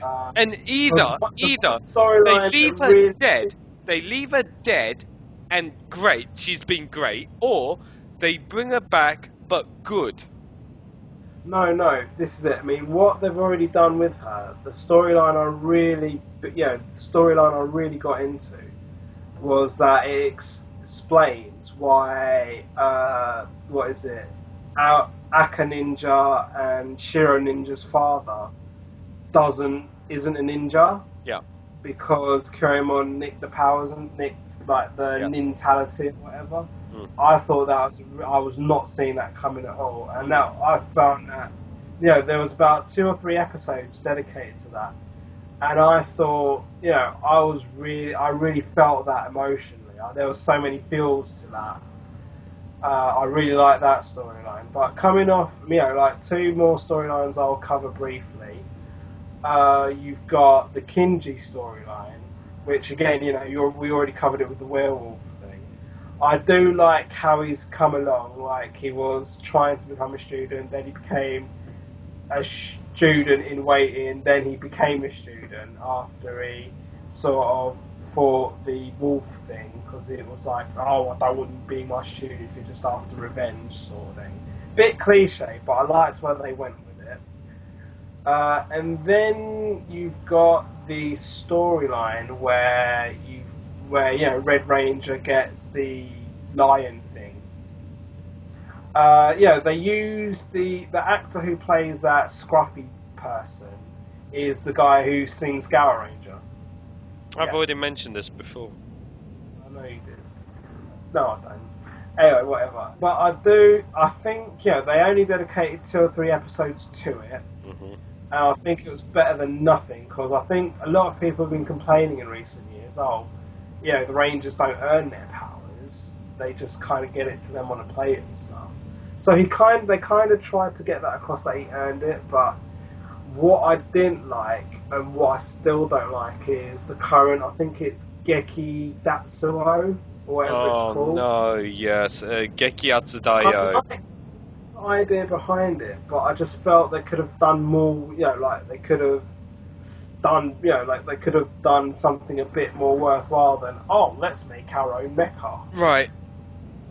Quick thing, have we talked about Hao Shurikenjin? Because I honestly first thought Hao Shurikenjin would have been ridiculous, but I think it's ridiculous in a good way, honestly. Having a shinobi in a Megazord in another Megazord, pretty much that way. No, there's a Megazord in a Megazord. And it's then a Megazord and an Ultrazord. But I think... but there's a bit... I don't know if you've noticed this, but this is a lack of continuity, where when the Shurikenjin isn't in the Hao thing, when they're standing side by side, the lion is only a little taller. But then when that Megazord gets into there, it's suddenly really tiny. No, that's because it's like a throne and it sits down. No, but that's the point. When they're standing side by side, it's kind of like this. But then when he gets into the mecha, he's like this. Yeah. It doesn't make sense. No, but my point is I like the concept that you've got like a very Russian doll effect, like one in the other, in the other, in the other. It's never been done before, so I actually don't... It's never been done before, but... That's why I like it. I like the uniqueness of it. When it comes to... it's alright, but I think it is a bit of a clusterfuck, though. If we're talking clusterfucks, then we're going to Go Busters, but then I am so not going there. No, you mean Go Onja. Well, that too. But Go Busters as well is a bit of a clusterfuck. It's a parts former. Yeah. Anyway, but... meh. And then, I'm just not feeling Geki Datsuo. I can't even tell you what the 5 animals are. I do think it's cool. that Geki Datsuo shoots the Rangers out his chest. Though. Yeah, that, I like the uniqueness concept of that. However, I just think Geki Atsudayo is just so over the top. Like, I think they should have just stuck with Lion Howler and then stuck with that. Yeah. Honestly, I mean, I think Gekatsudaio A looks completely ridiculous. Two, the whole concept, yeah, fine. I understand that whole Red Ranger. Yeah, I'm getting hot and yeah, I'm burning up in excitement. Yeah, yeah, basically, kind of thing. Whereas I just think this is that, but completely stupid. Nah, I So don't know. It's a bit weird. I don't like it. I just can't understand the concept of it. Still, honestly, part of me is thinking I wish they didn't do it. I honestly wish they didn't do it because it's a shame that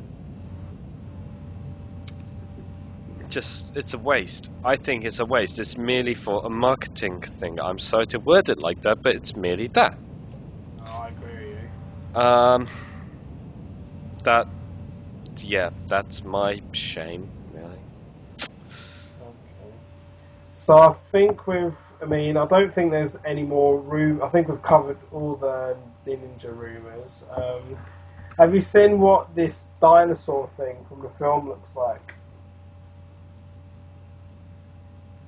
Basically, there's a Dino Maru. Yeah, I've seen that. As in, I've seen the toy of it, and it actually looks interesting. Um, No, but have you not seen at the end of each episode they give you a preview of what the film is, and it's just some man in a dinosaur costume. oh, That's insane. The series is insane. Oh, alright. If we're moving on from Ninja, we'll cover it quickly before ending this mammoth episode of no Toku comment. Zyuohger. Yeah, that's a good one to end on, because, right, for those that are not aware, J Fusion and all the other sites, Toku Nation, whatever, have announced that the next season after this one, after whatever the fuck, Ninja, it is gonna be Animal Sentai Zyuohger, as I think in it's translated as Beast King or yeah. something like. It is literally Beast King. It is Animal literally Ranger no. It is or literally Beast. Ranger. It's literally Beast King Zyuohger Squadron. So literally, it's Beast King Squadron. Yeah. So it's honestly, this is going to be like the baby Right. version of Gao Ranger. It's I'm gonna quickly cover this, but I don't know if you heard the rumours, but there's this one guy I've just been proper slating. Well, I don't know if it's a guy or girl. One rumour person that I've been proper slating on Facebook lately. It's a person called Duke122, and basically this is the same person that said a couple months ago, "Oh, we're for the 40th Sentai, they're going to do space bugs." I don't know if you read this. no. And I'm just like, oh, a lot of people said, oh, don't think so, but see where the rumour goes. And then they announced, Tokusatsu News Network announced, Toei have trademarked Zyuohger. I can't remember the full name. I just said it. I just said Dobutsu Sentai Oh, Zyuohger. Dobutsu Sentai Zyuohger, yeah. So I'm just like, alright, so this guy's clearly wrong. But yeah, when it's come to the rumour mill, this Duke 122 person has now said, oh, well, these are going to be the first five animals of Zyuohger. It's like, wait a minute, you were telling us that they were going to be space bugs. Now you're trying to tell us what the first five animals of Zyuohger are. You're contradicting your own rumours, basically, mate. And, I just think it's a bit messed up. But what are you going to do? Apart from not, yeah. No, I was just going to say, I didn't mean to interrupt, but my honest opinion is I personally think they shouldn't do, one, the name Zyuohger, and secondly, pretty much Dobutsu Sentai Zyuohger is pretty much like the first impression. The first impression I got from it is literally the PG or even the kids version of Gao Ranger. Yeah, I think it's meant to be. I mean, one of the I think this is a Duke 122 special as well. That apparently they reckon it's going to be like a follow-on. Just like You got Ninninger with its Kakuranger and Hurricaneger homage. They're basically making Duoja a follow-on from Gawa Ranger. I mean, granted, we haven't had that many good animal themed. Sentai. Yeah, I mean, this will be effectively the second proper animal that I can think of. But I'm just. Well, at least Heisei animal. I think it's the second Heisei animal Sentai. I don't know about Showa Sentai doing animals. I mean, Showa doing animal. I mean, that depends if you're counting. So, that's it. I don't know which ones have done. I mean, because Jetman specifically did birds. No, but that doesn't count. But I was thinking maybe. No. Who was the one that did? Who had like, for instance, Green Rhino, for instance, was it Change? No, not Change Man. That was Gawa Ranger, wasn't it? No. Oh, Geki Ranger had a rhino in it, but that was... No. Oh, who was it? I'm gonna kick myself for this one. Flayvaman? No. Flayvaman was like subjects, was like music, art, science. Then, hang on, then. Oh, shit. Because remember in one of the scenes of Gokaiger, Gokai Green transforms into Green Rhino, or Green Sai. So I'm just wondering,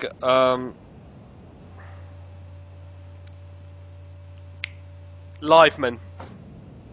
Okay. I think it's Liveman. So you have like yellow lion, green Sai, red whatever, I don't know, but you get my gist, right? I think Liveman's done it like that, but or even with Sun Vulcan as well. I can't even remember what they were. I mean, because I remember one Showa Sentai was countries or something. That was Battle Fever J. Was it? Okay. You know, with all the whole Battle Japan. Yeah, Battle that. America, and Battle Kenya. They even had Kenya, but they didn't have a UK guy or Australian. Anyway. I think we should end this mammoth episode because, again, we were catching up on so many months and we're done now. Really? Oh, shame, right? I'm dying. Well, either way. But what I think that is that from me, and I'm guessing that is that from you. So, thank you again for watching, and this has been our latest up-to-date version of Toku Talks. Join us next. At least the next one's going to be a lot shorter, I swear. I'm talking, alright? Shut up. Anyway, as always, do like, comment, subscribe, all of that stuff, you know, just type below whatever. Hate him, his new hairdo looks crap, whatever, I don't care. Yeah, exactly. Anyway, as always, join us next time. I've been Master Rider Bushido, and he's been my Toku Bro from the other side of the earth with the weird hairdo. Anyway, it's Flayvaman, and as always, catch us next time with the cam! I swear we've got the same hairstyle. See you next time. See you next time.